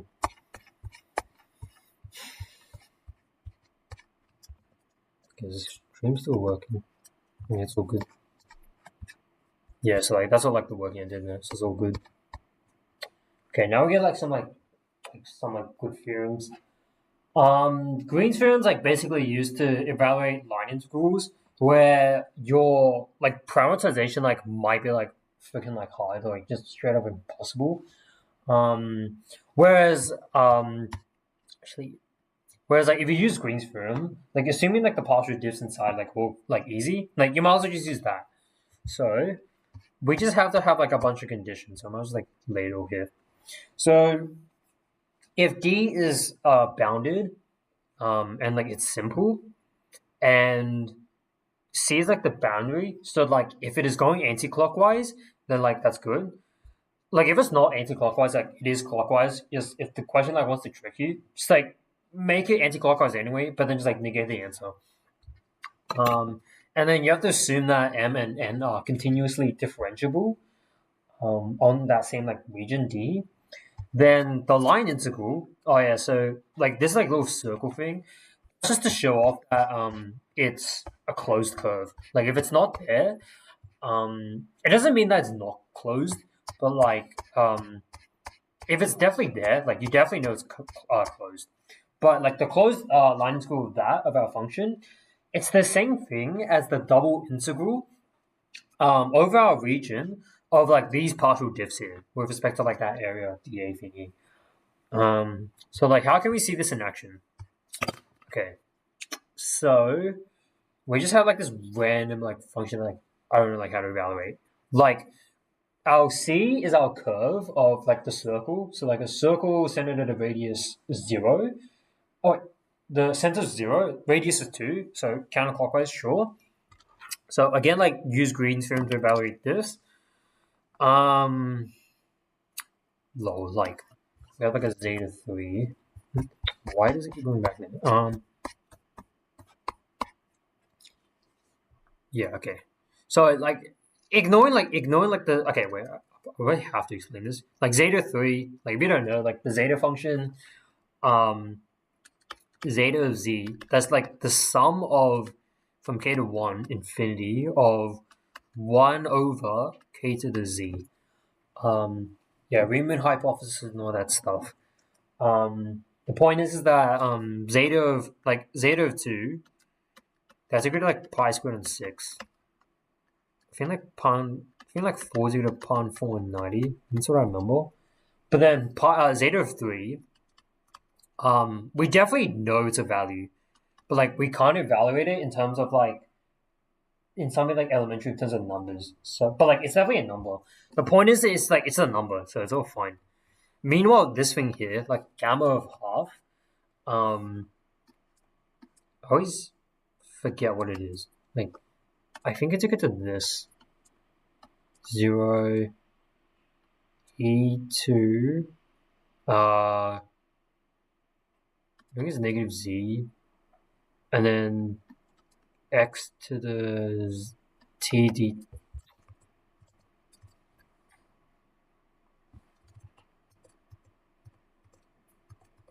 This is t, x to the z. Bro, I keep like using like random ones. Yeah, okay. Like that's a gamma function. But then if you just do half, like it's actually similar to factorials. You're basically just asking for a half factorial. But like again, like kind of like similar to like the zeta thing. That's like a troll. It's like it's equal to a number. So that's not there to like it's just there to like troll you. But the point is like a number, so it's all fine. But anyway, like the most important thing is like we just need to check like it satisfies all this. That's the important thing. So D is bounded. Well, it's clearly a circle, so obviously it's bounded. It's simple. That's also like kind of obvious. And then the C is like counterclockwise, so like we already have that. M and N are continuously differentiable in D. So we actually do need to like check that like the Z3 is like ignore that. It's like this like thing might oh wait, what? Oh wait, no, that's fine. So it's like this could be 0. Like how do we know that? Because e to the minus x squared that goes from wait, how do I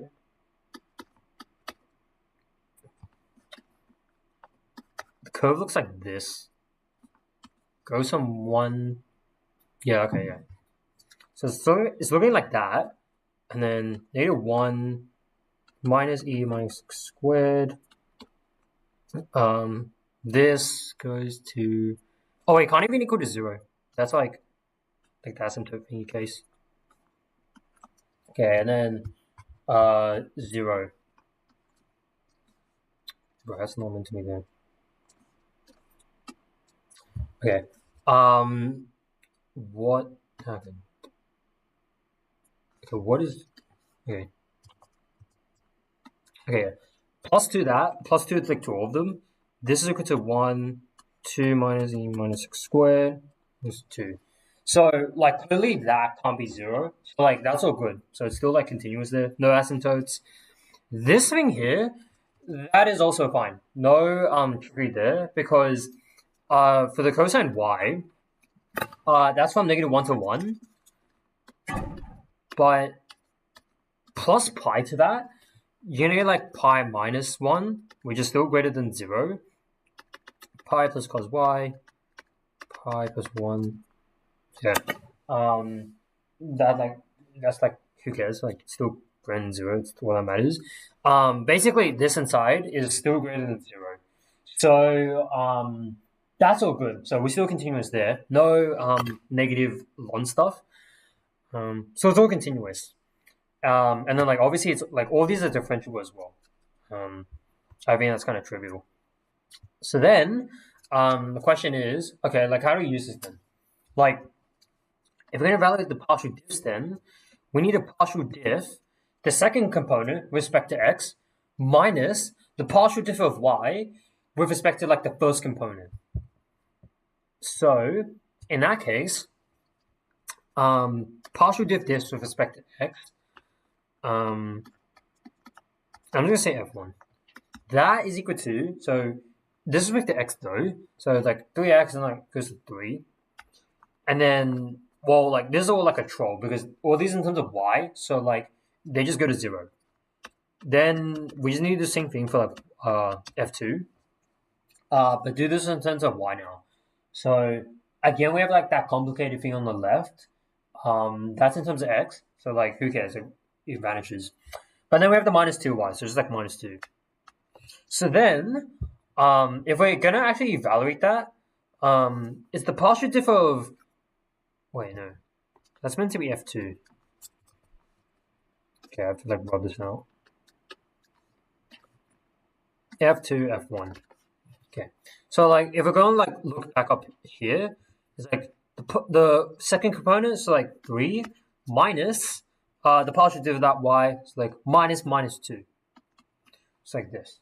And this is just equal to 5. So like that entire thing in the bracket is straight up equal to 5. So it's okay. Here. The partial diffs is inside is equal to 5, and like dx dy or like dA, who cares? So we just have like the integral of like straight up like a number, but then like we can just take out the number. I'm just say dA. But this entire thing right here, we're literally just asking about the double integral of literally just like the circle. So it's not just like asking what's the area of the circle. So like the circle here is like x squared plus y squared is 4. So like we might as well just say like, oh yeah, like 5 times the area of that like circle. So we forgot area of the circle. Wait, yeah, it's pi r squared. So it's literally just pi times by 2 squared. So literally just 20 pi. So like that's literally our line in school. So pretty much like we just see like the power of Green's theorem here, because if we know that the partial diffs like easy to evaluate, as you just saw here, like the other ones are like bogus and like a decoy, then like evaluate that and like hopefully like the double integral like isn't like worse or something. So yeah. Oh crap! I changed the numbers.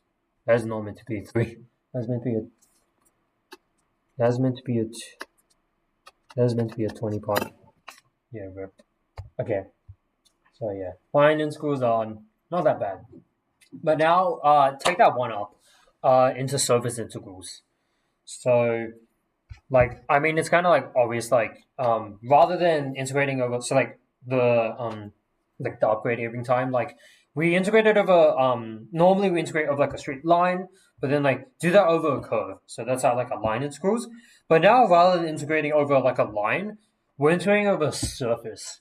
So when integrating like a surface, like we pretty much we're taking the integral of like again like some random, like could be a scalar or vector field. This time though, not over a curve, but over a surface. So like that's what a surface integral represents. So like similar to like the I guess line integral case where like c of t is equal to, not equal, but like it goes from r, like we have a single parameter, and like we still like map out like our R3, but then because of the surface here, we need 2 parameters here. So that's why we have like an r squared. So like the phi is r squared, and then it goes into R3. So it like maps out like some like surface in r squared pretty much. So again, looks kind of like a bit like scary, but it's fine. Remember how we had like a line integral where it was something like we integrate over c, but now it's like a double integral because obviously the surface we have 2 variables. We're integrating over like our function over ds.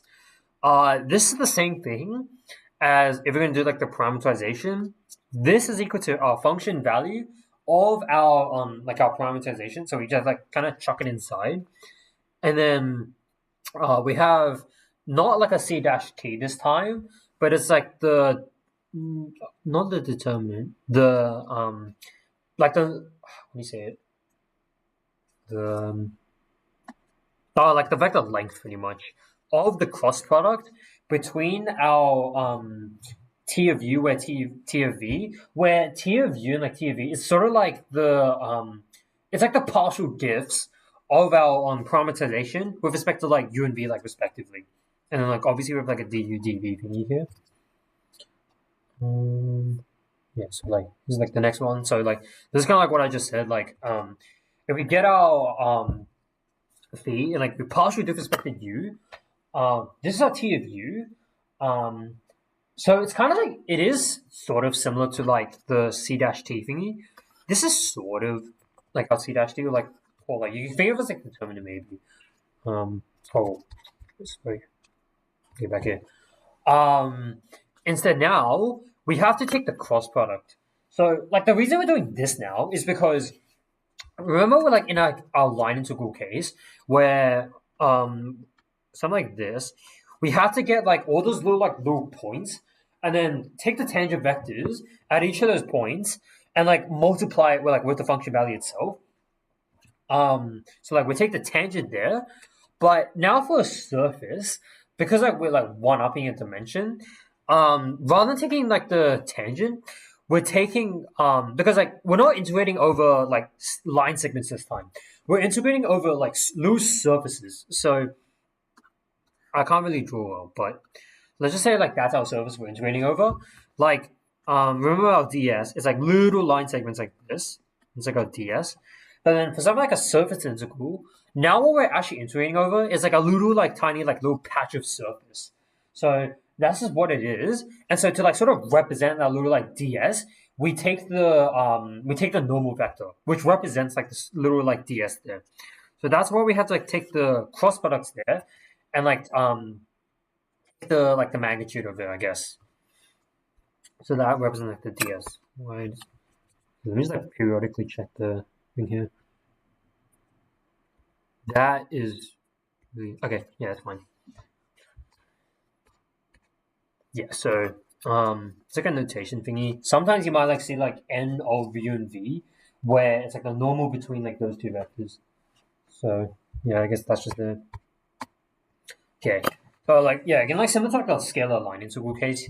If you just let the function value just show up equal to 1, then you're really just asking for the surface area. Because again, if you're gonna do like if it's not equal to 1, like if it is just like an actual function like x plus y or like whatnot, you're gonna like think of it as like a density sort of thing. Like each point has a little like associated density value. But if it's all the same, it's all uniform, 1, you're really just asking for the surface area. So that's how you can like use this pretty much. Okay, so like again, like we have to do a bunch of like conditions here. So a surface is smooth if phi of u and v is so like they're saying like it's elementary region. So like just assume like you're using d with its like I guess like the function you use is I don't know if that means the same thing. Like using elementary functions to represent that. I'm not sure. But just assume there's like no holes or anything, I guess. That's continually differentiable. That's fine. So yeah, like the point here is like it has to be 1-to-1 unless it's the boundary, because the boundary has like some like funky stuff going on there. But like other than the boundary, it should be 1-to-1. Be fine. The next like criteria. So S is regular. So again, like what regular means is that if you take the if like some random like surface, okay, like let's like see if I can actually draw this. Let's just say like that's a hemisphere or something. Like if I like get like some random point on the hemisphere there, like that normal vector better not be 0. If that's the case, then like that's good. Similar to like the what is it? Similar to like the 1-to-1 thing, it can't be 0 except maybe on the boundary. Like again, like the boundary is like some wonky stuff going on, but ignore the boundary and like you should be fine. So yeah, that's like what regular means. Okay. Surface area time. Consider surface in that.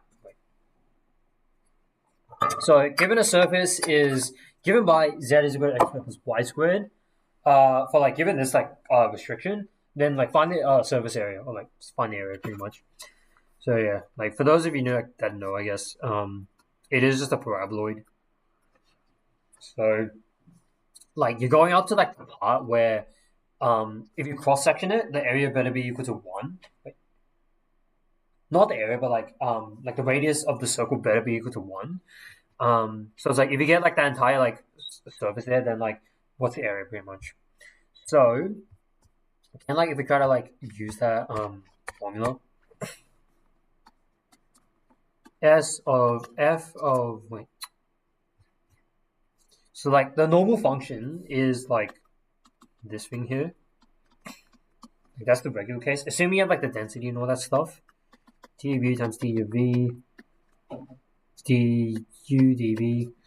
But then if we're asking for surface area, no density stuff, then the function is equal to 1. So it's really just like that formula that was presented just then. The t uses tv du dv. So it's like this. So like regardless of that, we still need to find like a parameterization for like the surface here. So what we can do here is we can parameterize our phi of our phi is equal to u, v, and u squared plus v squared. So purely what that is like saying, like x is equal to u, y is equal to v, but then z is equal to like whatever it's determined by this. But then we just say u is equal to x and like v is equal to y. So like we just like sub that and all good. Let me just check like okay, they can do like x and y. You know what? Like we just do that as well. Fine.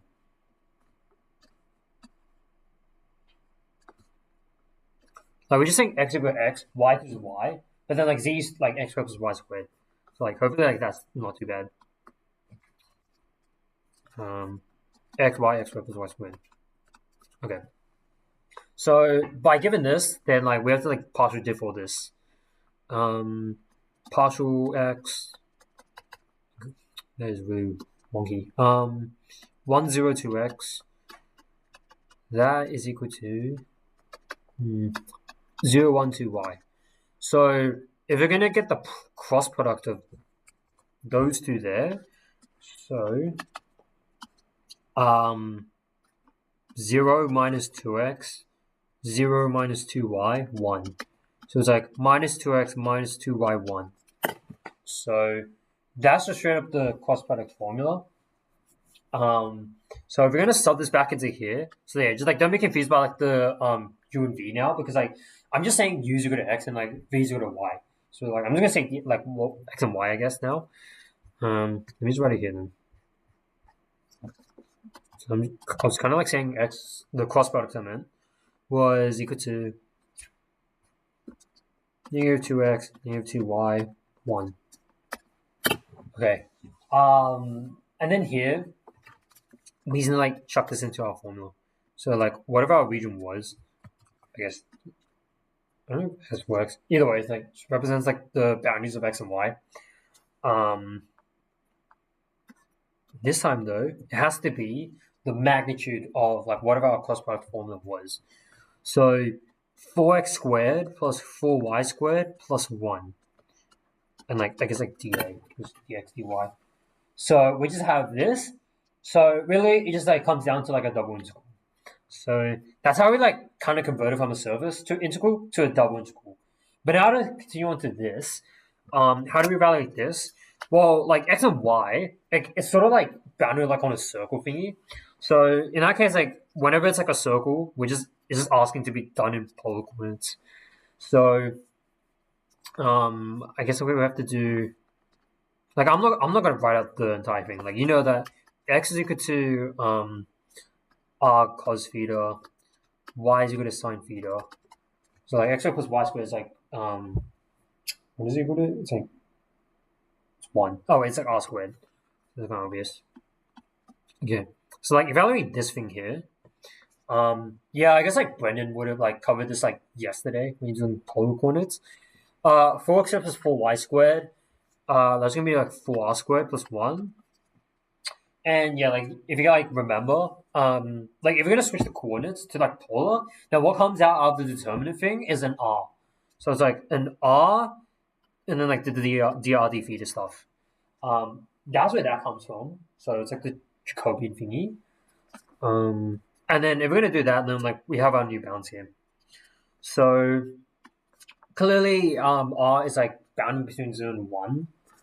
And then we're doing like a full like revolution. So like from 0 to 2 pi. So like that. So like I guess like if we're like I'm rewriting that,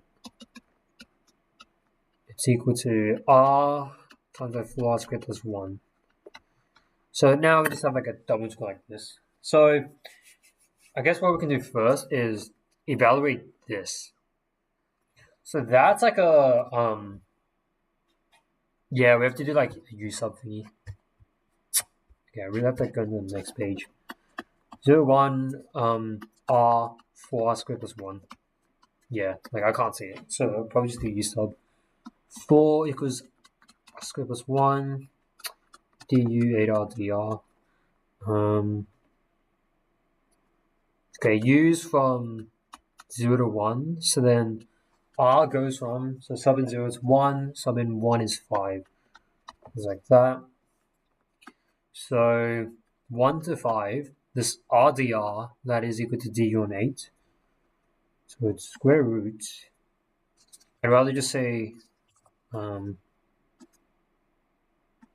yeah, I'd rather just say like half as the index. And then like du on 8. So yeah, just like simple integration. This is equal to 1 on 8 times by, it's like 2 on 3. U is from 3 on 2 for 5 to 1 of, like this. That's like 1 on 12. Well, I'm not have space.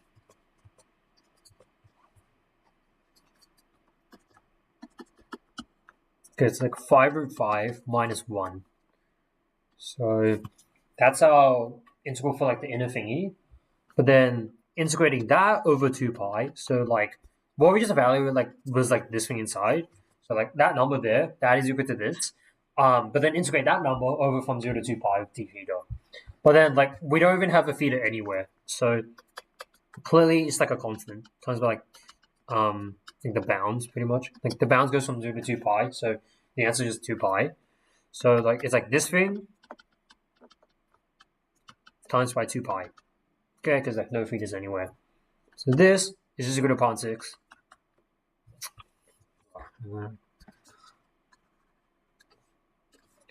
Okay, upon 6, 5 root 5 minus 1.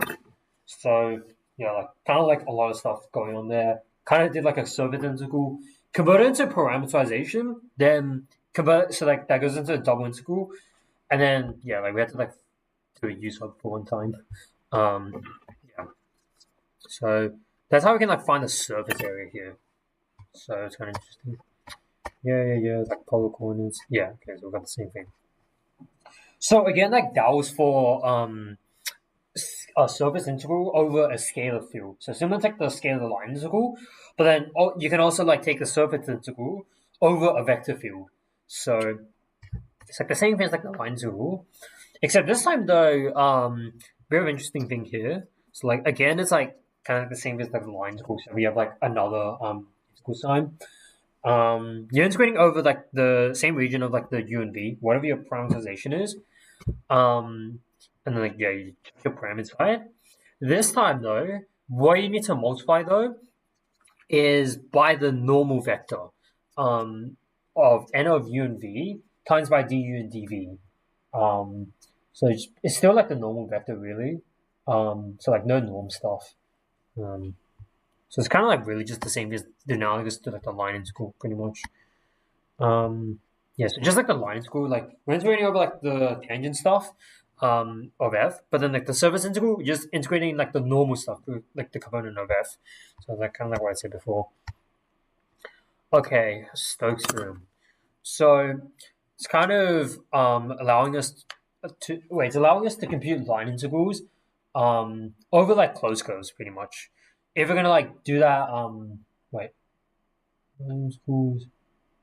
so like the formula, I'm not gonna write like it's already there. Yeah, okay. Like again, like we have a bunch of like criteria stuff. Like first, S it has to be smooth. So like I kind of like to say that definition from before. If it's not like the normal vector isn't like 0 something, oriented. So it has to be like the correct orientation, assuming. So then like the boundary of S, it has to go anti-clockwise. If you like just look it down from S for like I guess the positive direction, and then yeah, like assume like F is like continuously differentiable and all that. Then you can apply Stokes theorem. So basically, what Stokes theorem is saying is if you're integrating the surface integral of the curl of our function, that's the same thing as taking the closed line integral of f over our function over like our boundary s pretty much. So yeah, it's kind of like funny like the curl shows up there. It's like so random, but yeah, that's what that is there for. I guess the intuition, but like I don't know the proof, but like I did see this here, like somewhere like the intuition is if you like some function like this.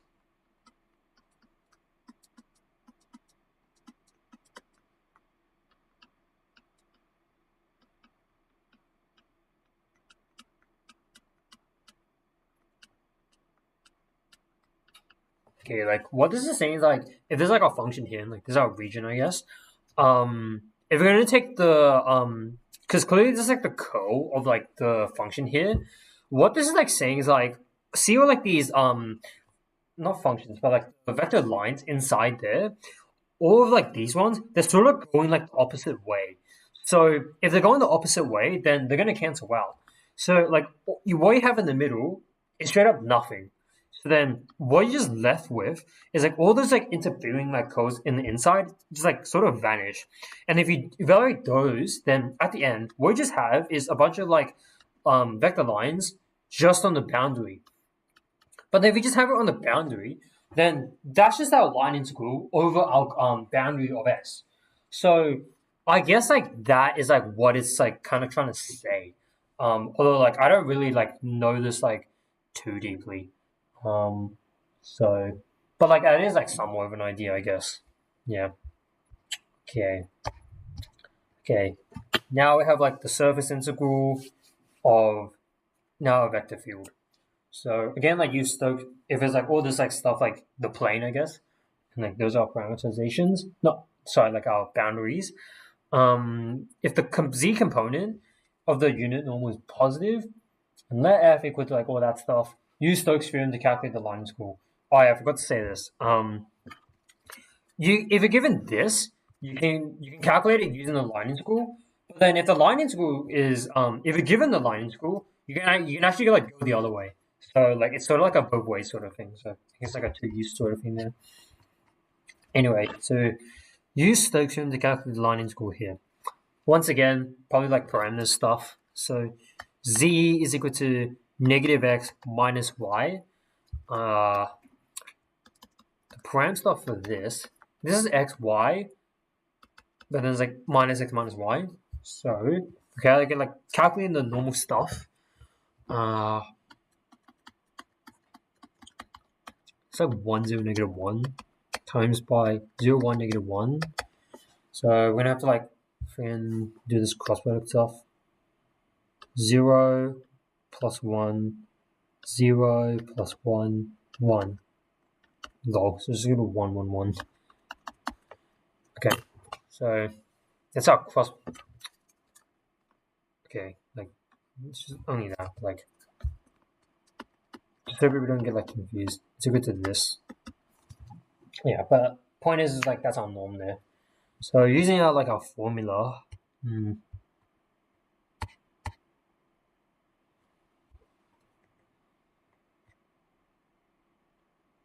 Crap! I didn't even realize like this is a line integral, not a surface integral. Convert this into literally like the line integral, the double integral of the curl of that.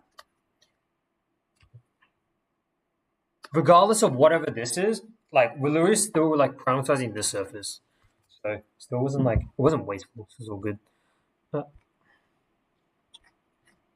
I'm gonna have like, no space. I guess like first what we can calculate is like the curl. So calculate the curl first. That is equal to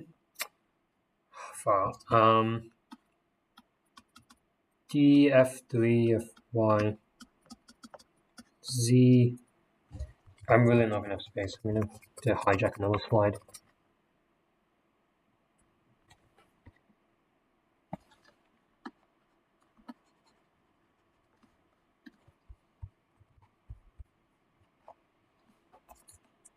Okay.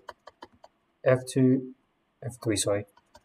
F2 minus F3 Fz, yeah. F1, lol. It's not even.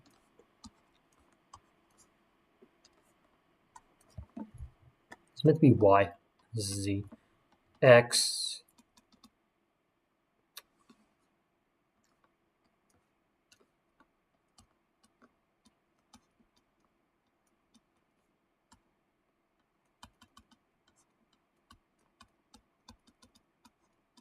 Okay, finally. I think that's right.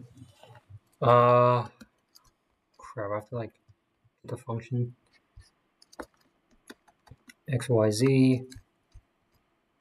X squared plus Y, Z. And the final one. X squared plus XY plus Z squared. So if we're valuing this, F3 is Z. Sorry, it's X. Minus F2 Z. So like X minus Y. 1, so it's YZ minus F3 one of them is wrong. Okay. It's meant to be. It's meant to be a z. Okay. Okay, so if we do an aspect of z, it's like xy minus f3x y, like that, and then f2, so that's like z minus f1 and y. Okay, xz. Okay, so that's our like curl inside. So then like whatever that is, and then like the surface integral of that pretty much. So I'm gonna run it. Wait.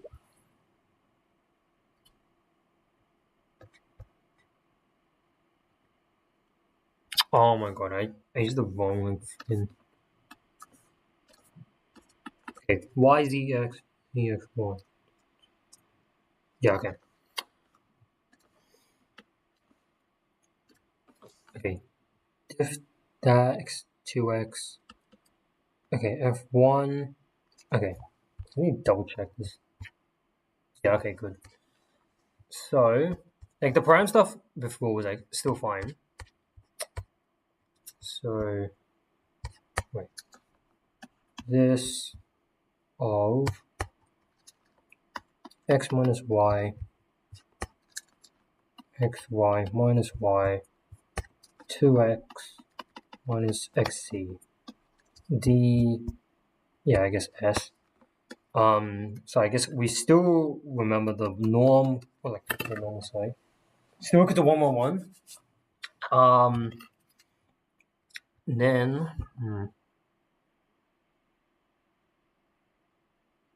okay. Remember that z was equal to our negative x plus, oh yeah. Okay, negative x minus 1. Yeah. So if we're going to do that, so like using our formula from like above here somewhere. So not the Stokes thingy, this stuff here. What we can do is like evaluate a function value at like the prem and then dot it with the normal. Now I think the normal here, I'm pretty sure we can just dot it fine. No unit normal somewhere. I believe that's the case. If it is, I might take it back. Okay. But dot this here with like basically our normal pretty much. 111. Except I better not say z. Because now like this is now in terms of like the what do you call it, like the prime stuff. So we just said that z is going to negative x minus y. Alright, and like dot 111. So dA, I believe so. So if we're like gonna like evaluate that entire thing out, this goes. Wait, I'm gonna. Okay, whatever. I'll just roll with it. Okay, x minus y plus xy minus y plus 2x plus x squared plus xy dA. And so once again, really just comes down to like a double integral again. So 0, 1, 0, 1. Because, okay, I better say x and y then.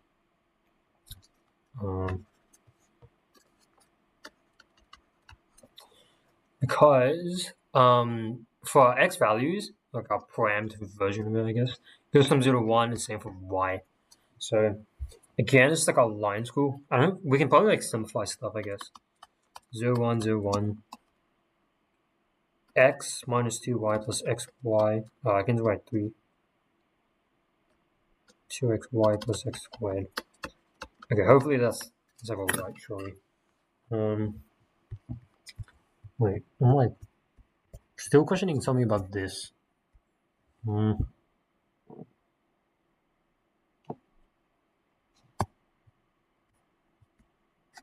Okay.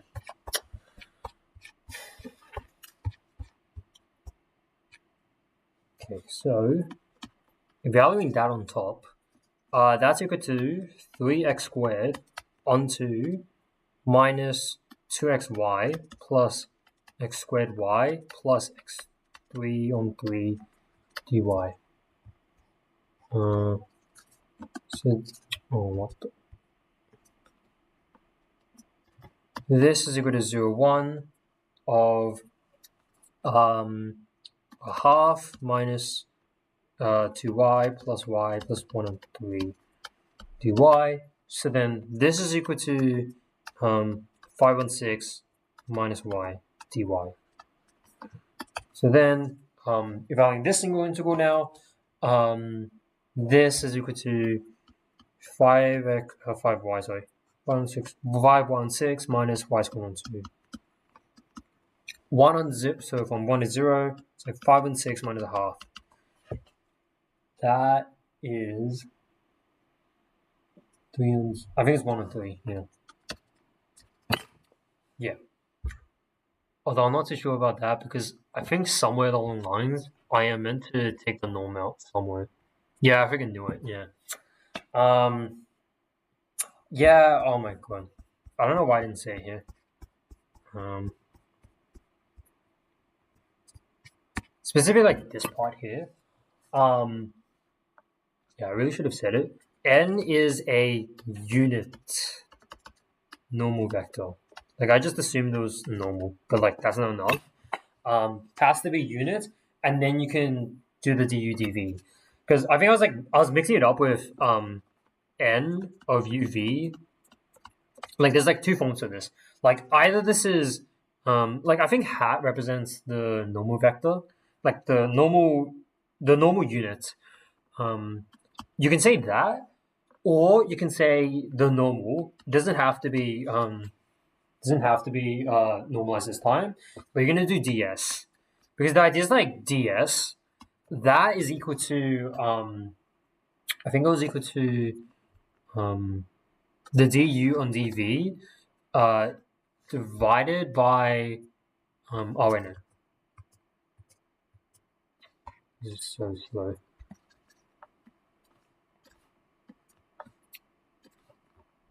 Multiplied by the sort of like the length that's not meant to be there. Du dv. So like multiplied by the length. So you like replace that, then you're dividing by the length of it, so it's like normalized. I think like those are the two forms. So like I just forgot the normalized thing. But yeah. But like it like even like if we're like now to like fix that, I guess. If I'm going back here, like if we're doing the dot product again, so it has to be the normalized version of it. So why am I going back here? So like the normal of that is equal to 1 on square root 3. So then if we just then divide by square root 3, like we might as well just do it here. But then like just factorize the square root 1 on square root 3 on the outside. So it's something like this. And like all the inside, like as we did before, like that's all good. Like we just keep it here. Like 1 on square root 3, 1 on square root 3, 1 on square root 3, 1 on square root 3, 1 on square root 3.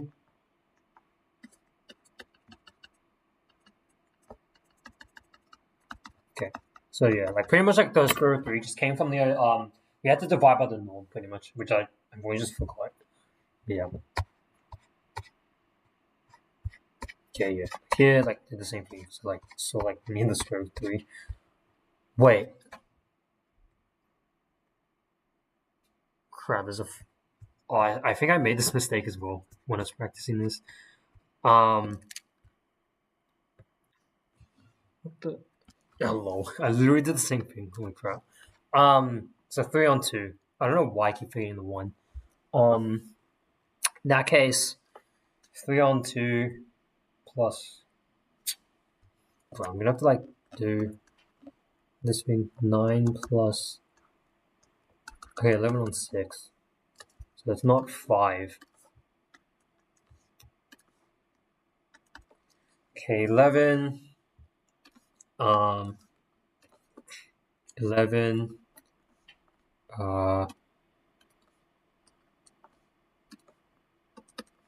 11, and then finally, I really need to check this works. 3,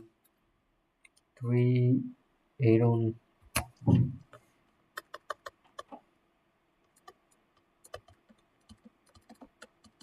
Okay, good. So it's equal to like 4 and 3. So 4 on 3 square root 3. So like that's what the answer is. Okay. So I was just bad at math now. Yeah. Okay. Then so that was like Stokes' theorem. So that's kind of cool. And then we just have like a final theorem here. We have Gauss's divergence theorem. So what this is saying now is if you're going to integrate over a bunch of closed surfaces, you can actually evaluate that using a triple integral. So the best way to like sort of visualize this is think about, once again, like I don't know how to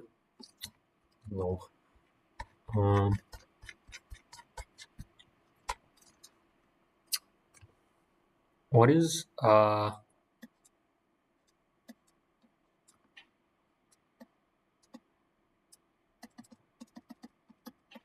this like actually looks good for once. If this is so notice how here, if this like again like if it's like some random like solid in 3D space, this is like clearly a bunch of closed surfaces here, like all those like surfaces make up like that triangular prism. It's all closed, and we're trying to integrate the sum of all those surfaces over like the vector field. We can actually this simplifies to like it'll simplify to a triple integral. So that's what the Gauss theorem is saying. So again, like a bunch of definitions here. So like the region is bounded, solid, and simple. Like bound's obvious. Solid, like I have no idea, but like I think you guys know what it means. Like simple, like you can like that's also like fine. Piecewise smooth, sure. Oriented, like again, like the normal has to like point outwards. So like it depends on like the question. Like they might like say inwards. So like you just have to look at like what like you're doing. Like when you calculate the normal vector, make sure it's pointing into like whatever the question wants, whether it's outwards or inwards. Finally, yeah, F is a vector field, sure. Yeah, okay.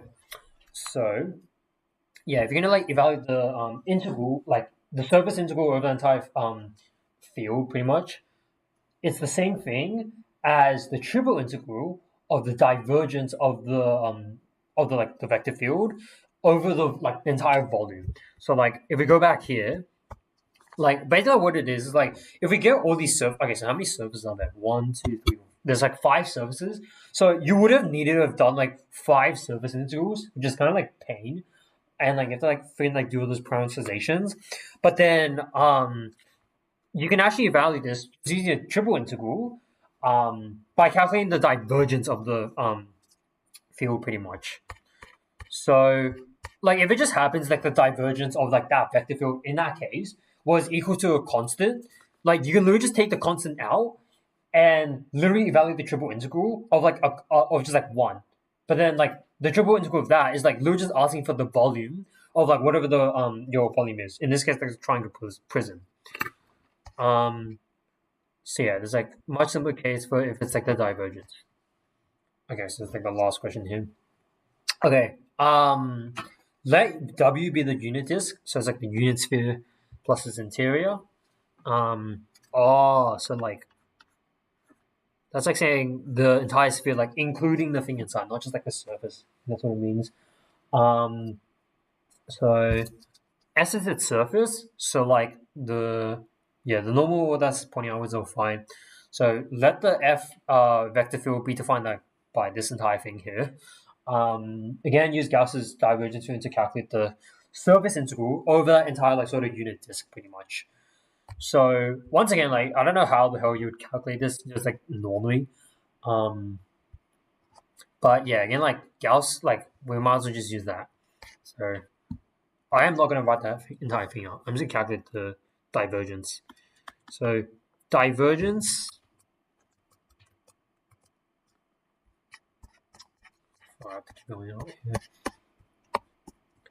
Okay, so divergence is equal to, so the partial diff of the first component with respect to x, like all the y and e stuff is like useless.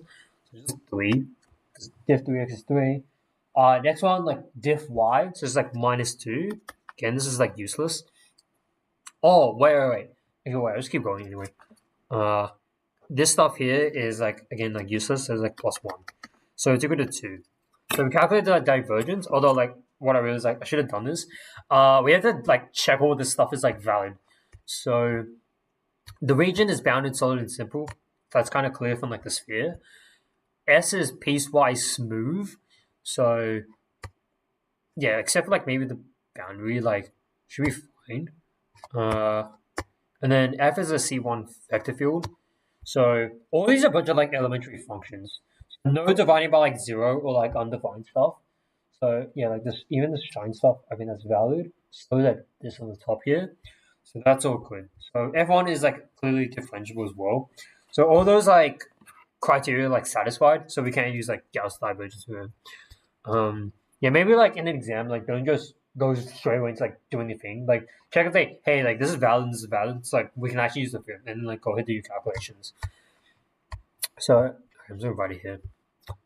So in that case, then what this surface integral really just simplifies to is just the triple integral rule of whatever our I guess our surface, our volume is, times by the divergence. We said the divergence was equal to 2 in like dV because it represents the volume. Again, because it's like a constant, we just take this outside.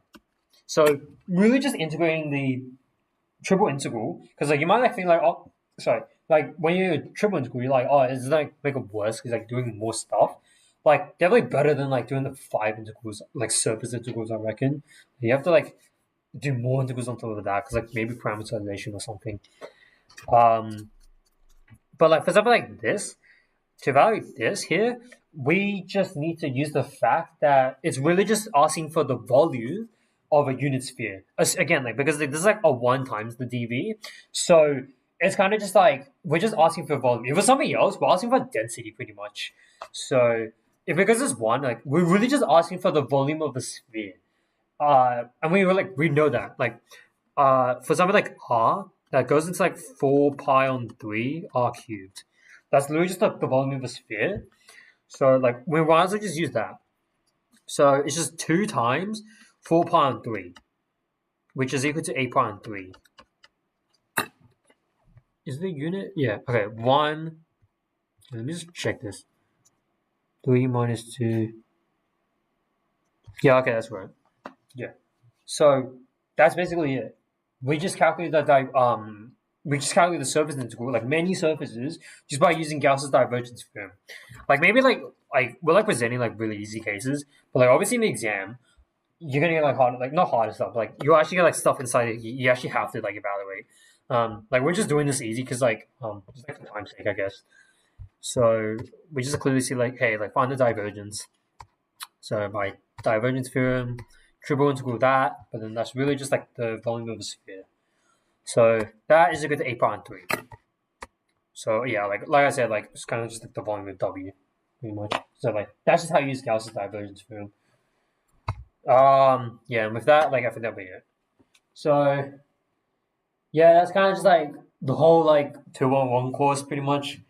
So like not gonna lie, I don't really like the topology stuff. I only like the calculus stuff. Like I mean the integration stuff, like computation stuff. So it's kind of easy. But yeah, with that, like that'll be it. Cool.